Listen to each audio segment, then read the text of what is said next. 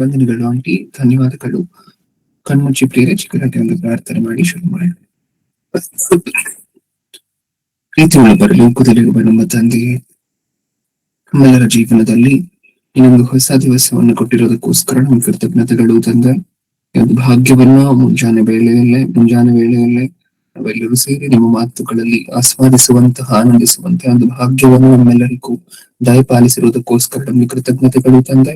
ನಾವು ಆಲೋಚನೆ ಮಾಡ್ಬೇಕಾದ್ರೆ ಸಮಸ್ತವು ನೀವು ನಮ್ಮ ಜೊತೆ ಏನ್ ಮಾತಾಡ್ಬೇಕು ಅಂತ ಅನ್ಕೊಂಡಿರುವ ಆ ಭಾವನೆಯನ್ನು ನಾವೆಲ್ಲರೂ ಸಹ ಹಂಚಿಕೊಂಡು ತಿಳ್ಕೊಳ್ಳುವಂತೆ, ಅದನ್ನು ನಮ್ಮ ಜೀವನದಲ್ಲಿ ಅಳವಡಿಸಿಕೊಳ್ಳುವಂತೆ ಒಂದು ಭಾಗ್ಯವನ್ನು ಕೊಟ್ಟು ನಡೆಸಿ.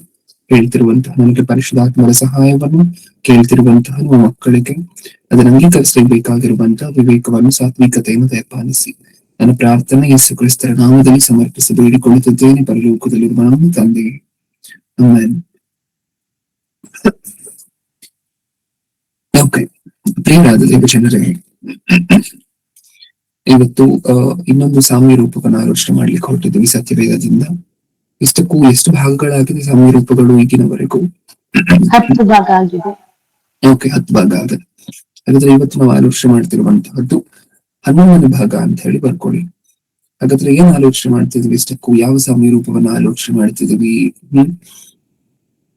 ಒಳ್ಳೆ ದಾಸನು ಅಂತ ಹೇಳಿ ನೀವು ಬರ್ಕೋಬಹುದು ಹೆಡ್ಡಿಂಗ್ ಅನ್ನ. ಓದ್ತಾ ನಿಮ್ಗೆ ಬೇರೆ ಏನಾದ್ರು ಹೆಡ್ಡಿಂಗ್ ಅನ್ಸಿದ್ರೆ ಅದನ್ನು ಬೇಕಾದ್ರೂ ನೀವು ಬರ್ಕೋಬಹುದು. ಯಾಕಂದ್ರೆ ಸಾಮ್ಯ ರೂಪದ ಮೇಲೆ ಸ್ಪಷ್ಟವಾಗಿರುವಂತಹ ಹೆಡ್ಡಿಂಗ್ ಅನ್ನ ಅವರೇ ಕೊಡದೇ ಇರುವಂತಹ ಕಾರಣದಿಂದ ನಾವು ಒಂದು ಹೆಡ್ಡಿಂಗ್ ಅನ್ನ ಅಸ್ಯೂಮ್ ಮಾಡಿ ಬರ್ಕೊಳ್ಳೋಣ ಈ ಸಾಮ್ಯ ರೂಪಕ್ಕೆ. ಯಾವ ಸಾಮ್ಯ ರೂಪವನ್ನ ನೋಡ್ತಿದ್ವಿ? ಹಾಗಿದ್ರೆ ಲೂಕನು ಬರೆದ ಸುವಾರ್ತೆ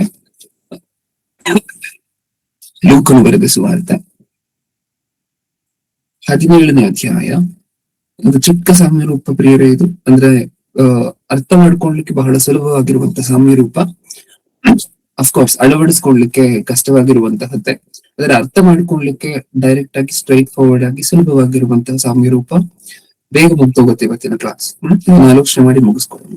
17ನೇ ಅಧ್ಯಾಯ ಲೂಕನು ಬರೆದ ಸುವಾರ್ತೆ 7ನೇ ವಚನದಿಂದ 10ನೇ ವಚನದವರೆಗೂ. ನಿಮ್ಮಲ್ಲಿ ಯಾವನಿಗಾದರೂ ಉಳುವ ಅಥವಾ ಕುರಿ ಮೇಯಿಸುವ ಆಳಿರಲಾಗಿ ಅವನು ಹೊಲದಿಂದ ಮನೆಗೆ ಬಂದ ಆ ಆಳಿಗೆ, ನೀನು ತಟ್ಟನೆ ಬಂದು ಊಟಕ್ಕೆ ಕೂತುಕೋ ಎಂದು ಹೇಳಾನೆ. ಹಾಗೆ ಹೇಳದೆ, ನೀನು ನನ್ನ ಊಟಕ್ಕೇನಾದರೂ ಸಿದ್ಧ ಮಾಡು, ನಾನು ಊಟ ಮಾಡಿ ಕುಡಿಯುವ ತನಕ ನಡುಕಟ್ಟಿಕೊಂಡು ನನಗೆ ಸೇವೆ ಮಾಡು, ಆಮೇಲೆ ನೀನು ಊಟ ಮಾಡಿ ಕುಡಿ ಎಂದು ಹೇಳುವನಲ್ಲವೇ? ತನ್ನ ಅಪ್ಪಣೆಯಂತೆ ನಡೆದ ಆ ಆಳಿಗೆ ನಿನ್ನಿಂದ ಉಪಕಾರವಾಯಿತೆಂದು ಅವನಿಗೆ ಹೇಳುವನೆ. ಇದರಂತೆಯೇ ನಿಮ್ಮ ಸಂಗತಿ ನೀವು ನಿಮಗೆ ಅಪ್ಪಣೆಯ. ಸಾಕು ಸಿಸ್ಟರ್, ಥ್ಯಾಂಕ್ ಯು. ಇಲ್ಲಿವರೆಗೂ ಓದಿದೀವಲ್ವಾ ಪ್ರಿಯರೇ? ಉಳಿದಂತಹ ಭಾಗವನ್ನ ಒಂದ್ ಸ್ವಲ್ಪ ಹೊತ್ತಾದ ನಂತರ ಓದ್ಲಿಕ್ಕೆ ಪ್ರಯತ್ನ ಪಡೋಣ. ಇಷ್ಟೇ ಸಾಮ್ಯ ರೂಪ. ಸಾಮ್ಯ ರೂಪಗಳು ತುಂಬಾ ಈ ಸಾಮ್ಯ ರೂಪ ಬಂದು ಬಹಳ ಚಿಕ್ಕ ಜಾಗದಲ್ಲಿ ಬರೆಯಲ್ಪಟ್ಟ, ಅಂದ್ರೆ ತುಂಬಾ ಚಿಕ್ಕ ಸ್ಪೇಸ್ ಅನ್ನು ಆಕ್ಯುಪೈ ಮಾಡುತ್ತೆ ಈ ಸಾಮ್ಯ ರೂಪ. ನೀವು ಓದಿರುವಂತ ಈ ಸಾಮ್ಯ ರೂಪ ಏನಂತ ಓದ್ಕೊಂಡ್ವಿ ಇಷ್ಟಕ್ಕೂ? ಇಲ್ಲಿ ನಿಮ್ಮಲ್ಲಿ ಯಾವನಿಗಾದರೂ ಉಳುವ ಅಥವಾ ಕುರಿ ಮೇಯಿಸುವ ಆಳಿರಲಾಗಿ ಅವನು ಹೊಲದಿಂದ ಮನೆಗೆ ಬಂದ ಆ ಆಳಿಗೆ, ನೀನು ತಟ್ಟನೆ ಬಂದು ಊಟಕ್ಕೆ ಕೂತುಕೋ ಎಂದು ಹೇಳಾನೆ. ಅಂದ್ರೆ ಇದರ ಅರ್ಥ ಏನು ಅಂತ ಹೇಳಿದ್ರೆ, ನಿಮ್ ಯಾರಿಗಾದ್ರೂ ಒಬ್ಬ ಆಳಿದಾನೆ ಅಂತ ಅನ್ಕೊಳ್ಳಿ. ಆ ಆಳನ್ನ ನೀವು ಕುರಿ ಮೇಯಿಸ್ಲಿಕ್ಕೆ ಅಥವಾ ತೋಟದ ಕೆಲಸ ಮಾಡ್ಲಿಕ್ಕೆ ಉಪಯೋಗ ಮಾಡ್ಕೊಳ್ತಿದ್ದೀರಾ. ಓಕೆ, ಆಳು ಅಂತ ಹೇಳಿದ್ರೆ ನಮ್ಗೆ ಗೊತ್ತಲ್ವಾ? ಸರ್ವೆಂಟ್ ಅಂತ ಹೇಳಿ ಕರಿತೀವಿ. ಅಂದ್ರೆ ನೀವು ಹೇಳಿದಂತಹ ಕೆಲಸವನ್ನೆಲ್ಲ ಆ ವ್ಯಕ್ತಿ ಮಾಡುವಂತೆ. ಇಷ್ಟಕ್ಕೂ ನಾವು ನಾರ್ಮಲ್ ಆಗಿ ಈಗಿನ ಕಾಲದಲ್ಲಿ ಮನೆ ಕೆಲಸಗಳಿಗೆ ಹೋಗುವಂತಹವರನ್ನ ನೀವು ನೋಡಿದಿರಾ ಅಲ್ವಾ?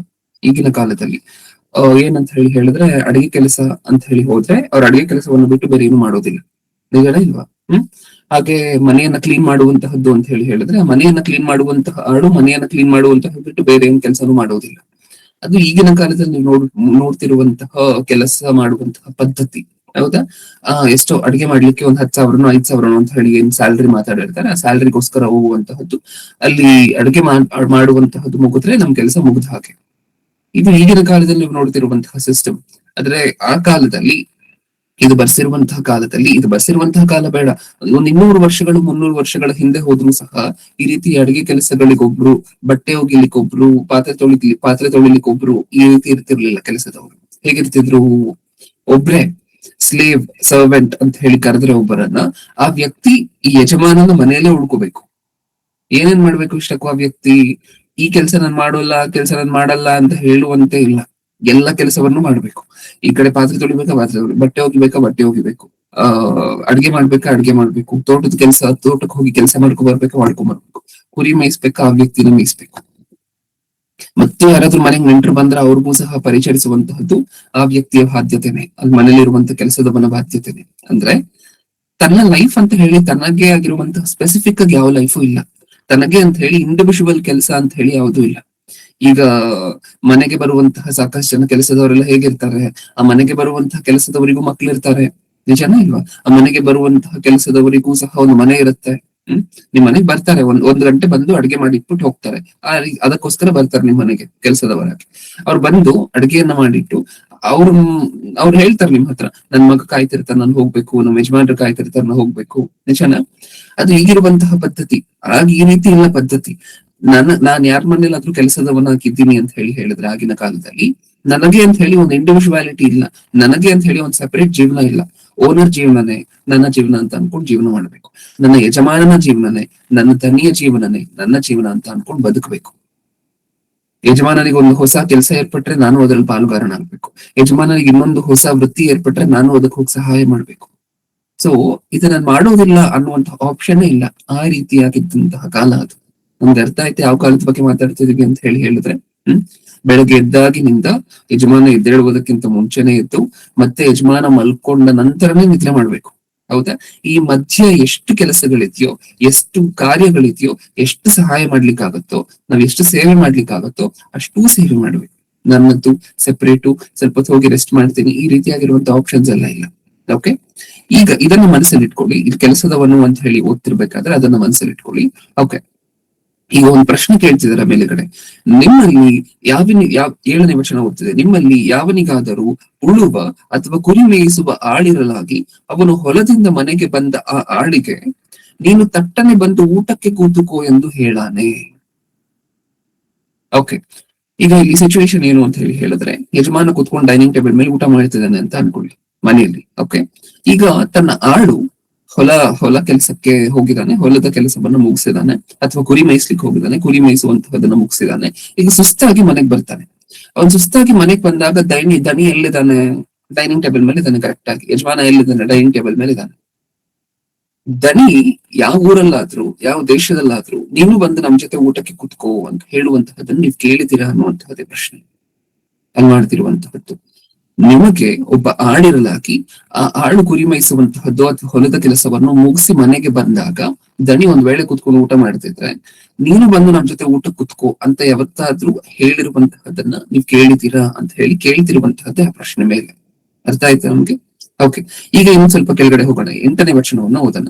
ಹಾಗೆ ಹೇಳದೆ, ಹಂಗ್ ಹೇಳೋದಿಲ್ಲ ಯಾರು ಸಹ, ಬಂದ್ ಕುತ್ಕೋ ಅಂತ ಹೇಳಿ ಹೇಳೋದಿಲ್ಲ. ಯಾಕಂದ್ರೆ ಯಜಮಾನ ದಣಿ ಅಂತ ನಾನು ಆಗ್ಲೇ ಹೇಳಿದೆ, ಆಗಿನ ಕಾಲದಲ್ಲಿ ಕೆಲಸ ಅಂದ್ರೆ ಏನು ಅಂತ ಹೇಳಿದ್ರೆ, ಓಕೆ ಮನೆಗ್ ಬಂದ್ಯಾ, ಹೋಗಿ ಅಡ್ಗೆ ಮಾಡ್ಬಿಡು, ಅಡ್ಗೆ ಮಾಡಿರುವಂತಹ ತಂದ್ ಬಡಿಸ್ಬಿಟ್ಟು ಮತ್ತೆ ಮಿಕ್ಕಿರುವಂತಹ ಪಾತ್ರೆಗಳನ್ನೆಲ್ಲ ತೊಳೆದ್ಬಿಡು, ಪಾತ್ರೆಗಳನ್ನೆಲ್ಲ ತೊಳೆದ ಅದಾದ ನಂತರ ಮನೆಯೆಲ್ಲ ಉಳಿದಿರುವಂತೆ ಕ್ಲೀನ್ ಮಾಡ್ಬಿಟ್ಟು ಅದಾದ್ಮೇಲೆ ಟೈಮ್ ಉಳಿದಿದ್ರೆ ನೀನು ಊಟ ಮಾಡ್ಬಿಡು ಅನ್ನುವಂತಹ ಕಾಲ ಅದು.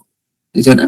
ಓಕೆ, ಮುಂದೆ 8ನೇ ವಚನ. ಹಾಗೆ ಹೇಳದೆ ನೀನು ನನ್ನ ಊಟಕ್ಕೇನಾದರೂ ಸಿದ್ಧ ಮಾಡು, ನಾನು ಊಟ ಮಾಡಿ ಕುಡಿಯುವ ತನಕ ನಡು ಕಟ್ಟಿಕೊಂಡು ನನಗೆ ಸೇವೆ ಮಾಡು, ಆಮೇಲೆ ನೀನು ಊಟ ಮಾಡಿ ಕುಡಿ ಎಂದು ಹೇಳುವನಲ್ಲವೇ.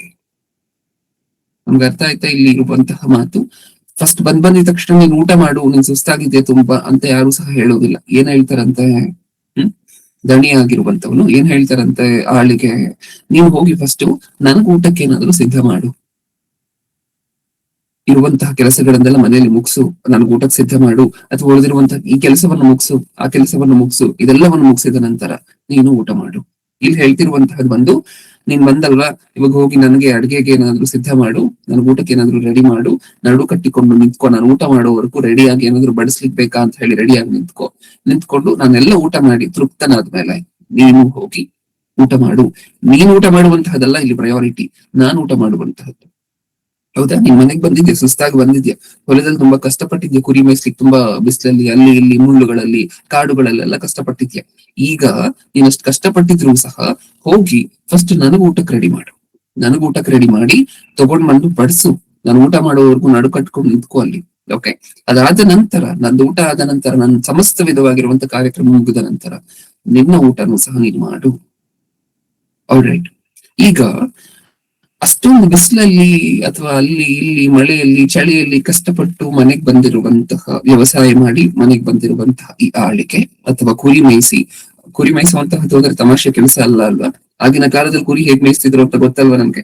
ಹೋಗ್ಬಿಟ್ರೆ ಒಂದೊಂದ್ ತಿಂಗಳು ಬರ್ತಿರ್ಲಿಲ್ಲ ಮನೆ ಕಡೆ, ಒಂದ್ 15 ದಿನ ಬರ್ತಿರ್ಲಿಲ್ಲ ಮನೆ ಕಡೆ. ಅಂದ್ರೆ ಕಾಡಿಗೆ ಹೋದ್ರೆ ಕುರಿಗಳನ್ನ ಮೇಯಿಸ್ತಾ ಹಾಗೆ ಮುಂದೆ ಹೋಗ್ತಾ ಹೋಗ್ತಾ ಹೋಗ್ತಾ ಹೋಗ್ತಾ ಇದ್ರು. ಆ ತರ ಕುರಿ ಮೇಯಿಸುವಂತಹ ಪದ್ಧತಿ ನಡೀತಿತ್ತು ಹಳೆ ಒಡಂಬಡಿಕೆ ಕಾಲದಲ್ಲಿ. ಈ ಕಾಲದಲ್ಲೆಲ್ಲ 2000 ವರ್ಷಗಳ ಹಿಂದೆ ಎಲ್ಲ. ಓಕೆ. ಈಗ ಅಷ್ಟು ಕಷ್ಟಪಟ್ಟು ಕುರಿ ಮೇಯಿಸಿ, ಅಷ್ಟು ಕಷ್ಟಪಟ್ಟು ವ್ಯವಸಾಯ ಮಾಡಿ ಮತ್ತೆ ಮನೆಗ್ ಬಂದಿರುವಂತಹ ಆಳಿಗೆ ಬಂದು ಒಂದ್ 5 ನಿಮಿಷ ಟೇಬಲ್ ಮೇಲೆ ಕುತ್ಕೋ, ಆಮೇಲೆ ಎದ್ದು ಅಡುಗೆ ಮಾಡು ಅಂತ ಹೇಳ್ತಿದ್ದಾನ ಈ ಯಜಮಾನ. ಇಮಿಡಿಯೇಟ್ ಆಗಿ ಬಂದಿರುವಂತಹ ಆಳಿಗೆ ನೀನ್ ಹೊಟ್ಟೆ ಹಸ್ಕೊಂಡ್ ಬಂದಿದ್ಯೋ, ಎಷ್ಟ್ ದಿನ ಆಯ್ತು ಊಟ ಮಾಡಿ, ಎಷ್ಟು ಹೊತ್ತಾಯ್ತು ಊಟ ಮಾಡಿ, ಹೋಗಿ ಕಿಚನ್ ಅಲ್ಲಿ ನೆನ್ನೆ ಏನೋ ಮಾಡಿರುವಂತಹದ್ದು ಅಥವಾ ಬೆಳಿಗ್ಗೆ ಮಾಡಿರುವಂತಹದ್ದು ಹಾಕೊಂಡು ತಿನ್ನು ಫಸ್ಟ್. ಆಮೇಲೆ ಕುತ್ಕೊಂಡು ಒಂದ್ 10 ನಿಮಿಷ ಅರ್ಧ ಗಂಟೆ ರೆಸ್ಟ್ ತಗೋ, ಆಮೇಲೆ ನಾನು ಅಡ್ಗೆ ಮಾಡು ಅಂತ ಹೇಳಿ ಹೇಳ್ತಿದ್ದಾನೆ. ಇಮಿಡಿಯೇಟ್ ಆಗಿ ಬಂದಿರುವಂತಹ ಆಳಿಗೆ ಫಸ್ಟ್ ಹೋಗಿ ನನ್ಗೆ ಅಡ್ಗೆ ಮಾಡು, ಆಮೇಲೆ ತಗೊಂಡ್ ಬಂದು ಬಡ್ಸು, ನಾನು ತಿನ್ನೋವರೆಗೂ ಅಲ್ಲಿ ನಿಂತ್ಕೋ, ಅದಾದ್ಮೇಲೆ ನೀನ್ ಊಟ ಮಾಡು. ಈ ಆಳನ್ನ ನೋಡ್ತಿದ್ರೆ ನಿಮಗೆ, ಈ ದಣಿಯನ್ನ ನೋಡ್ತಿದ್ರೆ ನಿಮಗೆ ಒಳ್ಳೆ ದಣಿ ಅಂತ ಅನ್ಸುತ್ತಾ, ಕೆಟ್ಟ ದಣಿ ಅಂತ ಅನ್ಸುತ್ತಾ? ಕೆಟ್ಟ ದಣಿ ಅನಿಸುತ್ತಣ. ಕೆಟ್ಟ ದಣಿ ಅಲ್ವಾ? ಯಾಕೆಂದ್ರೆ ಇಷ್ಟಕ್ಕೂ ಪಾಪ ಮನೆಗೆ ಸುಸ್ತಾಗಿ ಬಂದಿರುವಂತಹ ಆಳಿಗೆ ಒಂದ್ ಸ್ವಲ್ಪನೂ ಸಹ ಕಾನ್ಸಂಟ್ರೇಷನ್ ಸಹ ಪೇ ಮಾಡುತ್ತೆ, ಒಂದ್ ಸ್ವಲ್ಪನೂ ಫೋಕಸ್ ಕೊಡುತ್ತೆ, ಒಂದ್ ಸ್ವಲ್ಪನೂ ರೆಸ್ಟ್ ಕೊಡುತ್ತೆ, ಏನೂ ಕೊಡುತ್ತೆ. ತಾನ್ ಮಾಡಿ ಬಂದಿರುವಂತ ಕೆಲಸಕ್ಕೆ ಅಪ್ರಿಶಿಯೇಟ್ ಮಾಡುತ್ತೆ. ನೀನ್ ಒಳ್ಳೆ ಆಳು ಅಂತ ಅನ್ನಿಸ್ಕೊಂಡಿದ್ಯಾ ಇಷ್ಟಕ್ಕೂ, ಯಾಕಂದ್ರೆ ಇಷ್ಟು ದಿನ ಕಷ್ಟಪಟ್ಟಿದ್ಯಾ, ಇಷ್ಟು ದಿನ ಹೋಗಿ ವ್ಯವಸಾಯ ಮಾಡ್ಕೊಂಡ್ ಬಂದಿದ್ಯಾ, ಅಥವಾ ಬೆಳಿಗ್ಗೆ ಒಂದ್ ವೇಳೆ ಹೋಗಿದ್ರೆ ಇಷ್ಟೊತ್ತು ಹೋಗಿ ವ್ಯವಸಾಯ ಮಾಡ್ಕೊಂಡ್ ಬಂದಿದ್ಯಾ, ಇಷ್ಟೊತ್ತು ಹೋಗಿ ಕುರಿ ಮೇಯಿಸ್ಕೊಂಡ್ ಬಂದಿದ್ಯಾ, ನನಗೋಸ್ಕರ ಇದನ್ನೆಲ್ಲ ಮಾಡ್ತಾ ಇದೀಯಾ, ನೀನು ನಿಜವಾಗ್ಲೂ ಕೃತಜ್ಞತೆಗಳು ಅಂತ ಒಂದು ಕೃತಜ್ಞತೆನೂ ಹೇಳ್ತೆ. ಒಂದ್ 5 ನಿಮಿಷ ಟೇಬಲ್ ಮೇಲೂ ಕೂರಿಸ್ತೆ, ಪಟ್ ಅಂತ ಅಡ್ಗೆ ಮಾಡ್ಲಿಕ್ಕೆ ಕಳಿಸ್ತಿದ್ದಾನಲ್ವಾ, ನಿಜವಾಗ್ಲೂ ಕುರುವಿನ ಅಲ್ವಾ? ಹೌದಾ ಇಲ್ವಾ? ನನ್ಗೆ ಹೌದು ಅಂತ ಒಂದ್ 2-3 ಉತ್ತರ ಬಂದ್ರೆ ಮುಂದೆ ಹೋಗೋಣ. ಹೌದಲ್ವಾ? ಹಾಗಾದ್ರೆ ಈ ಯಜಮಾನ ಅನ್ನುವಂಥವನು ಕ್ರೂರಿಯಾಗಿ ನಮ್ಮ ಕಣ್ಣು ಕಾಣಿಸ್ತಿದ್ದಾನೆ. ನಿಮಗೂ ಅನ್ಸುತ್ತೆ ಅಲ್ವಾ, ನೀವೆಲ್ಲಾದ್ರೂ ಕೆಲ್ಸಕ್ಕೆ ಹೋಗ್ತಿದ್ದೀರಾ ಅಂತ ಅನ್ಕೊಳ್ಳಿ. ನೀವೆಲ್ಲಾದ್ರೂ ಕೆಲ್ಸಕ್ಕೆ ಹೋದ್ರೆ ಅವರು ನಿಮ್ ಹತ್ರ ಹಿಂಗೆ ನಡ್ಕೊಂಡ್ರು ಅಂತ ಅನ್ಕೊಳ್ಳಿ. ಹೇಗೆ? ಇದಾಗಿದ ತಕ್ಷಣ ಅದು ಮಾಡು, ಅದಾಗಿದ ತಕ್ಷಣ ಇದು ಮಾಡು, ಅದು ಒರ್ಸು, ಇದು ಒರ್ಸು. ಅಲ್ಲಿ ಕ್ಲೀನ್ ಆಗೇ ಇರುತ್ತೆ, ಆದ್ರೂ ಅದು ಒರ್ಸು ಪರವಾಗಿಲ್ಲ, ಫ್ರೀ. ಯಾಕಂದ್ರೆ ನಿಮಗೆ ಟೈಮ್ ಫಿಕ್ಸ್ ಮಾಡಿದಾರಲ್ವಾ ಅವರು. ನೀವು 9 ಗಂಟೆಯಿಂದ 5 ಗಂಟೆವರೆಗೂ ಎಲ್ಲಾದ್ರೂ ಕೆಲ್ಸಕ್ಕೆ ಹೋಗ್ತಿದ್ದೀರಾ ಅಂತ ಅನ್ಕೊಳ್ಳಿ. 9 ಇಂದ 5 ವರೆಗೂ ಅವ್ರ ಟೈಮ್, ಅವ್ರು ಏನ್ ಬೇಕಾದ್ರೂ ಮಾಡಿಸ್ಬೋದು ನಿಮ್ಮ ಕೈಯಲ್ಲಿ.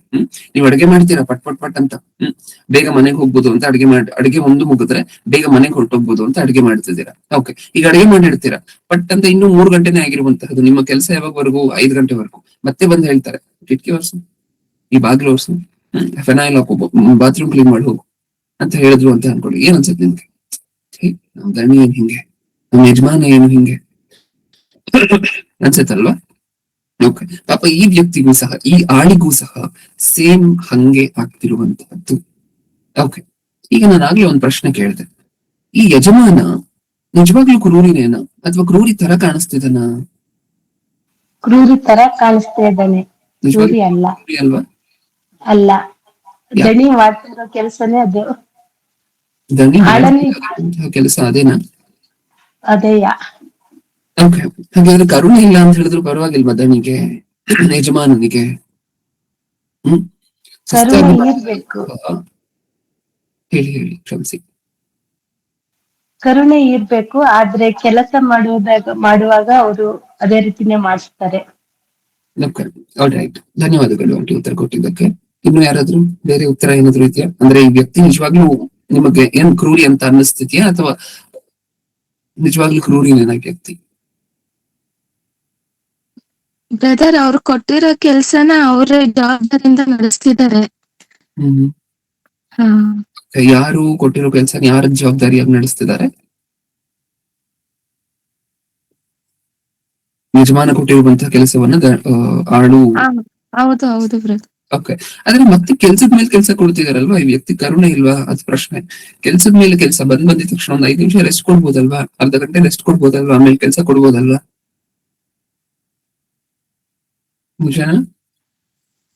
ರೈಟ್, ಮುಂದೆ ಹೋಗೋಣ. ಈಗ ಈ ವ್ಯಕ್ತಿ ಏನ್ ಕ್ರೂರಿಯ ತರ ಕಾಣಿಸ್ತಿದ್ದಾನೆ ಅಲ್ವಾ? ವಿಚಿತ್ರ ಏನು ಅಂದ್ರೆ ನಮಗ್ ಶಾಕ್ ಆಗುವಂತಹ ವಿಚಾರ ಮುಂದೆ ಹೋಗ್ತಾ ಹೋಗ್ತಾ ಗೊತ್ತಾಗುತ್ತೆ. ಈ ಸಾಮ್ಯ ರೂಪದಲ್ಲಿ ಪ್ರತಿ ಸಾಮ್ಯ ರೂಪವನ್ನು ನೋಡ್ಬೇಕಾದ್ರೆ ಫಸ್ಟ್ ಸ್ಟೆಪ್ ನಾವು ಆಲೋಚನೆ ಮಾಡಬೇಕಾಗಿರುವಂತಹದ್ದು ಆ ಸಾಮ್ಯ ರೂಪದಲ್ಲಿ ಕಾಣಿಸಿಕೊಂಡಿರುವಂತಹ ಕ್ಯಾರೆಕ್ಟರ್ಸ್ ಯಾರು. ಈ ಸಾಮ್ಯ ರೂಪದಲ್ಲಿ ಯಾರ್ಯಾರು ಕಾಣಿಸ್ಕೊಳ್ತಿದ್ದಾರೆ ನಿಮ್ಮ ಕಣ್ಣಿಗೆ? ಪಟ್ ಪಟ್ ಅಂತ ಹೇಳ್ತೀರಾ, ಯಾರ್ಯಾರು ಕಾಣಿಸ್ಕೊಳ್ತಿದ್ದಾರೆ ಕ್ಯಾರೆಕ್ಟರ್ಸ್ ಆಗಿ? ಯಾರ್ಯಾರು ಕಾಣಿಸ್ಕೊಳ್ತಿದ್ದಾರೆ? ದಣಿ ಆಳು. ದೇವರು, ದಣಿ, ಆಳು. ಓಕೆ, ಈ ಇಬ್ಬರು ಸಹ ಕ್ಯಾರೆಕ್ಟರ್ಸ್ ಆಗಿ ಕಾಣಿಸ್ಕೊಳ್ತಿದ್ದಾರೆ ಈ ಸಾಮ್ಯ ರೂಪದಲ್ಲಿ. ಒಬ್ರು ಯಜಮಾನನಾಗಿದ್ದಾರೆ, ಇನ್ನೊಬ್ರು ಆಳಾಗಿದ್ದಾರೆ. ಓಕೆ, ಈಗ ಯಜಮಾನನು ಆಳು ಈ ಇಬ್ಬರನ್ನು ನೋಡಿದ್ದೇವೆ. ಮತ್ತೆ ಅಲ್ಲಿ ಕಾಣಿಸ್ಕೊಂಡಿರುವಂತಹ ಕೀ ವರ್ಡ್ಸ್ ಏನೇನು? ಕೀ ವರ್ಡ್ಸ್ ಅಂತ ಹೇಳಿದ್ರೆ ಮುಖ್ಯವಾಗಿರುವಂತಹ ಪದಗಳು, ಮುಖ್ಯವಾಗಿರುವಂತಹ ಕೆಲಸ ಕೆಲಸ. ಕೆಲಸ ಕೆಲಸ ಯಾವ್ಯಾವ ಕೆಲಸ? ಒಂದು ಹೊಲದ ಕೆಲಸದ ಬಗ್ಗೆ ಮಾತಾಡಿದ್ದಾರೆ, ಇನ್ನೊಂದು ಕುರಿ ಮೇಯಿಸುವ ಊಟದ ಬಗ್ಗೆ ಮಾತಾಡಿದ್ದಾರೆ, ನಿಜ. ಆಮೇಲೆ ದಣಿಯ ಊಟದ ಬಗ್ಗೆ ಮಾತಾಡಿದ್ದಾರೆ, ಆಮೇಲೆ ಆಳಿನ ಊಟದ ಬಗ್ಗೆ ಮಾತಾಡಿದ್ದಾರೆ. ಇಷ್ಟೇನ ಕೀವರ್ಡ್ಸ್ ಇರುವಂತಹದ್ದಲ್ಲಿ. ಹಾಗಾದ್ರೆ 4 ಕೀವರ್ಡ್ಸ್ ಅನ್ನು ನೋಡಿದೀವಿ, 2 ಕ್ಯಾರೆಕ್ಟರ್ಸ್ ಅನ್ನು ನೋಡಿದೀವಿ ಸಾಮ್ಯ ರೂಪದಲ್ಲಿ. 2 ಕ್ಯಾರೆಕ್ಟರ್ಸ್ ಅಲ್ಲಿ ಯಾರ್ಯಾರು? ಒಬ್ಬ ಯಜಮಾನ, ಒಬ್ಬ ಆಳು. ಇದೆರಡು ಕ್ಯಾರೆಕ್ಟರ್ಸ್ ಆದ್ರೆ ಇದು ಕೀವರ್ಡ್ಸ್ ಏನೇನು?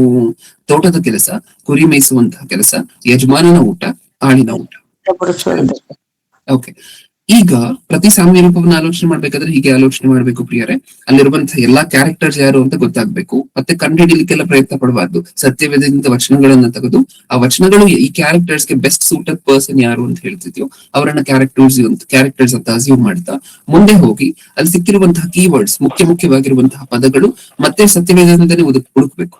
ಓಕೆ, ಹಾಗಾದ್ರೆ ಈ ಕೀವರ್ಡ್ಸ್, ಮುಖ್ಯವಾಗಿರುವಂತಹ ಪದಗಳು ಸತ್ಯವೇದದಲ್ಲಿ ಬೇರೆ ಪುಸ್ತಕಗಳಲ್ಲಿ ಅಥವಾ ಬೇರೆ ಅಧ್ಯಾಯಗಳಲ್ಲಿ ಏನಕ್ಕೆ ಸೂಚಿತವಾಗಿದೆ ಅಂತ ಅದೆಲ್ಲ ಸಿಕ್ಕಿದ ಮೇಲೆ ಅದೆಲ್ಲವನ್ನು ಒಂದು ಕಡೆ ಇಟ್ಟು ಓದಿದಾಗ ಈ ಸಾಮ್ಯ ರೂಪ ಅರ್ಥ ಆಗೋಗುತ್ತೆ. ಓಕೆ, ಈಗ ಯಜಮಾನ ಯಾರಾಗಿರ್ಬೋದು? ದೇವರು, ದೇವರು ದೇವರು ಆಗಿರುವಂತಹ ಯಜಮಾನನ ದೇವರು. ಕ್ರೂರಿ ಅಲ್ಲ. ಆಲ್ರೈಟ್, ನೋಡೋಣ ಸತ್ಯವೇದದಿಂದ ಮಲಾಕಿ ಗ್ರಂಥ 1ನೇ ಅಧ್ಯಾಯ 6ನೇ ವಚನ. 1:6. ನನ್ನ ನಾಮವನ್ನು ಧಿಕ್ಕರಿಸುವ ಯಾಜಕರೇ, ಮಗನು ತಂದೆಗೆ ಮಾನ ಸಲ್ಲಿಸುತ್ತಾನಲ್ಲ, ಆಳು ದಣಿಗೆ ಭಯಭಕ್ತಿ ತೋರಿಸುತ್ತಾನಷ್ಟೇ. ನಾನು ಮಗನು ತಂದೆಗೆ ಮಾನ ಸಲ್ಲಿಸುತ್ತಾನಲ್ಲ, ಆಳು ಧಣಿಗೆ ಭಯಭಕ್ತಿ ತೋರಿಸುತ್ತಾನಷ್ಟೇ.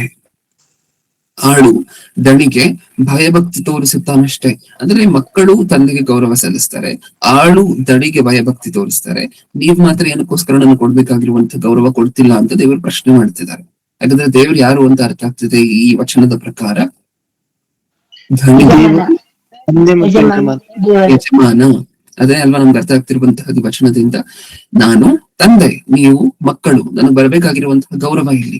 ನಾನು ಧಣಿ, ನೀವು ಆಳುಗಳು ಅನ್ನುವಂತಹ ಪರ್ಸ್ಪೆಕ್ಟಿವ್ ಅಲ್ಲಿ ಮಾತಾಡ್ಕೊಂಡ್ರೆ ಒಂದ್ ವೇಳೆ ನನಗೆ ಬರಬೇಕಾಗಿರುವಂತಹ ಭಯಭಕ್ತಿಯಲ್ಲಿ ಅನ್ನುವಂತಹದ್ದೇ ಪ್ರಶ್ನೆಯಲ್ಲಿ. ಹಾಗಾದ್ರೆ ದೇವರು ಈ ವಚನದಲ್ಲಿ ನಮಗೆ ಕಾಣಿಸ್ತಿರುವಂತಹದ್ದು ಯಜಮಾನನಾಗಿ, ಧಣಿಯಾಗಿ. ವಿಚಿತ್ರ ಏನು ಅಂತ ಹೇಳಿದ್ರೆ ಸಾಕಷ್ಟು ಸರಿ ಸತ್ಯವೇದದಲ್ಲಿ ಸಾಕಷ್ಟು ಕಡೆ ಸೈತಾನನನ್ನು ಸಹ ತಮ್ಮ ಯಜಮಾನನಾಗಿ ಮಾಡ್ಕೊಂಡಿರುವಂತಹ ಸಾಕಷ್ಟು ಜನ ಇದ್ದಾರೆ ಭೂಮಿ ಮೇಲೆ. ಹೌದಾ? ಸೈತಾನನು ಯಜಮಾನನು ಅಂತ ಹೇಳಿ ಕೆಲವು ಕಡೆ ಭರಿಸಲ್ಪಟ್ಟಂಗೆ ನಾವು ನೋಡ್ತೇವೆ ಕೆಲವರಿಗೆ. ನಿಜನ? ಯಾರು ಸೂಟ್ ಆಗ್ತಾರೆ ಇದರಲ್ಲಿ, ದೇವರ ಸೈತಾನನ ಅಂತ ಹೇಳಿ ಮುಂದೆ ಹೋಗ್ತಾ ಗೊತ್ತಾಗುತ್ತೆ. ಸದ್ಯಕ್ಕೆ ದೇವ್ರು ಅಂತ ಹೇಳಿ ಅಸ್ಯೂಮ್ ಮಾಡ್ಕೊಂಡು ಮುಂದೆ ಹೋಗೋಣ. ಓಕೆ, ಹಾಗಾದ್ರೆ ಇಲ್ಲಿ ದಣಿ ಅಂತ ಹೇಳಿದ್ರೆ ದೇವ್ರು. ಇಷ್ಟು ನಮ್ಗೆ ಅರ್ಥ ಆಯ್ತಲ್ವಾ? ಈಗ ನಮ್ಗಿರುವಂತಹ ದೊಡ್ಡ ಪ್ರಶ್ನೆ, ದಣಿ ಆಗಿರುವಂತಹ ದೇವರು, ಯಜಮಾನನಾಗಿರುವಂತಹ ದೇವರು ಈ ಸಾಮ್ಯ ರೂಪದಲ್ಲಿ ಅಷ್ಟೊಂದು ಕ್ರೂರಿಯಾಗಿ ತನ್ನ ಆಳನ್ನ ನಡೆಸ್ಕೊಳ್ಲಿಕ್ಕೆ ಕಾರಣ ಏನು? ಸುಸ್ತಾಗಿ ಬಂದಿರುವಂತಹ ಆಳನ್ನ, ಕುರಿ ಮೇಯಿಸಿ ಸುಸ್ತಾಗಿ ಬಂದಿರುವಂತಹ ಆಳನ್ನ, ತೋಟದ ಕೆಲಸ ಮಾಡಿ ಸುಸ್ತಾಗಿ ಬಂದಿರುವಂತಹ ಆಳನ್ನ, ಮತ್ತೆ ನನಗೆ ಊಟ ರೆಡಿ ಮಾಡು ಆಮೇಲೆ ನೀನು ಊಟ ಮಾಡು, ಊಟ ರೆಡಿ ಮಾಡಿ ಆಮೇಲೆ ನೀನು ಊಟ ರೆಡಿ ಮಾಡು ಅಂತಾನು ಹೇಳ್ತಿಲ್ಲ. ನೀನು ಊಟ ರೆಡಿ ಮಾಡು, ನಾನು ತಿನ್ನೋವರೆಗೂ ನಡು ಕಟ್ಕೊಂಡು ನಿಂತ್ಕೋ, ಅದಾದ್ಮೇಲೆ ನೀನು ಊಟ ಮಾಡ್ಬೇಕು. ಇಷ್ಟೊಂದು ಕ್ರೂರಿಯಾಗಿ ದೇವರು ಕಾಣಿಸ್ಕೊಳ್ತಿರುವುದಕ್ಕೆ ಕಾರಣ ಏನು? ಅದು ನಮ್ಮ ಪ್ರಶ್ನೆ. ಓಕೆ, ಮುಂದೆ ಹೋಗೋಣ. ಈಗ ಯಜಮಾನ ಅಂದ್ರೆ ಯಾರು ಅಂತ ಹೇಳಿ ನೋಡಿದೀವಿ. ಆಳುಗಳು ಅಂದ್ರೆ ಯಾರು ಅಷ್ಟಕ್ಕೂ? ಪೇತ್ರನ ಮೊದಲನೇ ಪತ್ರಿಕೆ ಮೊದಲನೇ ಕ್ಯಾರೆಕ್ಟರ್ ಅನ್ನು ನೋಡಿ ಮುಗಿಸಿದೀವಿ. ಯಜಮಾನ ಅಂದ್ರೆ ಯಾರು ಅಂತ ಹೇಳಿ ನೋಡಿ ಮುಗಿಸಿದೀವಿ. ಈಗ ಸೆಕೆಂಡ್ ಕ್ಯಾರೆಕ್ಟರ್ ಅನ್ನು ನೋಡ್ತಿದೀವಿ. ಆಳುಗಳು ಅಂದ್ರೆ ಯಾರು? ಇಲ್ಲಿ ಪೇತ್ರನ ಮೊದಲನೇ ಪತ್ರಿಕೆ 2ನೇ ಅಧ್ಯಾಯ 16ನೇ ವಚನ. 2:16. ಸ್ವತಂತ್ರರಂತೆ ನಡೆದುಕೊಳ್ಳಿರಿ, ಆದರೆ ಕೆಟ್ಟತನವನ್ನು ಮರೆಮಾಚುವುದಕ್ಕೆ ನಿಮ್ಮ ಸ್ವಾತಂತ್ರ್ಯವನ್ನು ಉಪಯೋಗಿಸಬೇಡಿರಿ. ನೀವು ದೇವರ ದಾಸರಾಗಿದ್ದೀರಲ್ಲ, ಎಲ್ಲ ದೇವರ ದಾಸರಾಗಿದ್ದೀರಲ್ಲ, ಯಾರು ಕೇಳ್ತಿರುವಂತಹ ಮಾತು? ನಮಗೇನಾ? ಹ್ಮ್. ಹೌದು. ದೇವರಿಗೆ ದಾಸರಾಗಿದ್ದೀರಲ್ಲ, ದಾಸರಾಗಿದ್ದೀರಾ ಅಂತ ಹೇಳಿದ್ರೆ ಆಳುಗಳೇನ? ದಾಸರು ಅಂದ್ರೆ ಆಳೇನ? ಹೌದು, ಖಂಡಿತವಾಗಿ. ಹಾಗಿದ್ರೆ ನಾವು, ನೀವು ಅಂತ ಹೇಳ್ತಿದ್ದಾರೆ ಸಂಘಸ್ಥರ ಹತ್ರ, ಹೌದಾ? ಸಭೆಯಲ್ಲಿರುವಂತಹ ಪ್ರತಿಯೊಬ್ಬರಿಗೂ ದೇವರು ಹೇಳ್ತಿರುವಂತಹ ಮಾತು, ನೀವು ನನಗೆ ದಾಸರು. ಇಲ್ಲಿ ದಾಸರು ಅಂದ್ರೆ ಹಾಗಾದ್ರೆ ತಂದೆ ಮಕ್ಕಳ ಸಂಬಂಧವನ್ನ ದೇವರು ಆಳುಗಳಿಗೂ ಯಜಮಾನನಿಗೂ ಹೋಲಿಸ್ತಿದ್ದಾರೆ ಅಲ್ವಾ? ಸರಿನಾ? ಒಂದು ಆಂಗಲ್ ಅಲ್ಲಿ, ಒಂದು ಪರ್ಸ್ಪೆಕ್ಟ್, ನಾನು ಆ ಪಾಯಿಂಟ್ ಬರ್ತೀನಿ ಮುಂದೆ ಮಾತಾಡ್ತಾ.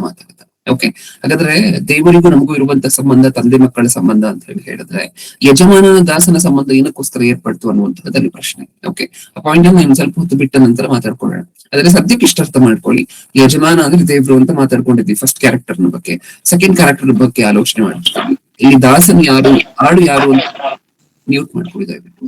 ಇಲ್ಲಿ ದಾಸನ್ ಯಾರು, ಆಳು ಯಾರು ಅಂತ ಹೇಳಿ ಮಾತಾಡ್ಕೊಬೇಕಾದ್ರೆ ನಮಗ್ ಸಿಕ್ಕದಂತಹ ವಚನ ಈ ವಚನದ ಪ್ರಕಾರ ಸಭೆಯಲ್ಲಿರುವಂತಹ, ಸಂಘದಲ್ಲಿರುವಂತಹ ಪ್ರತಿಯೊಬ್ಬರು ಸಹ ದೇವರಿಗೆ ದಾಸರು. ದೇವದಾಸರು ಅಂದ್ರೆ ಮೇಲೆ ನಿಂತ್ಕೊಂಡು ಪ್ರಸಂಗ ಮಾಡುವಂತೆ ಸಭಾಪಾಲಕರು ಮಾತ್ರ ಅಲ್ಲ.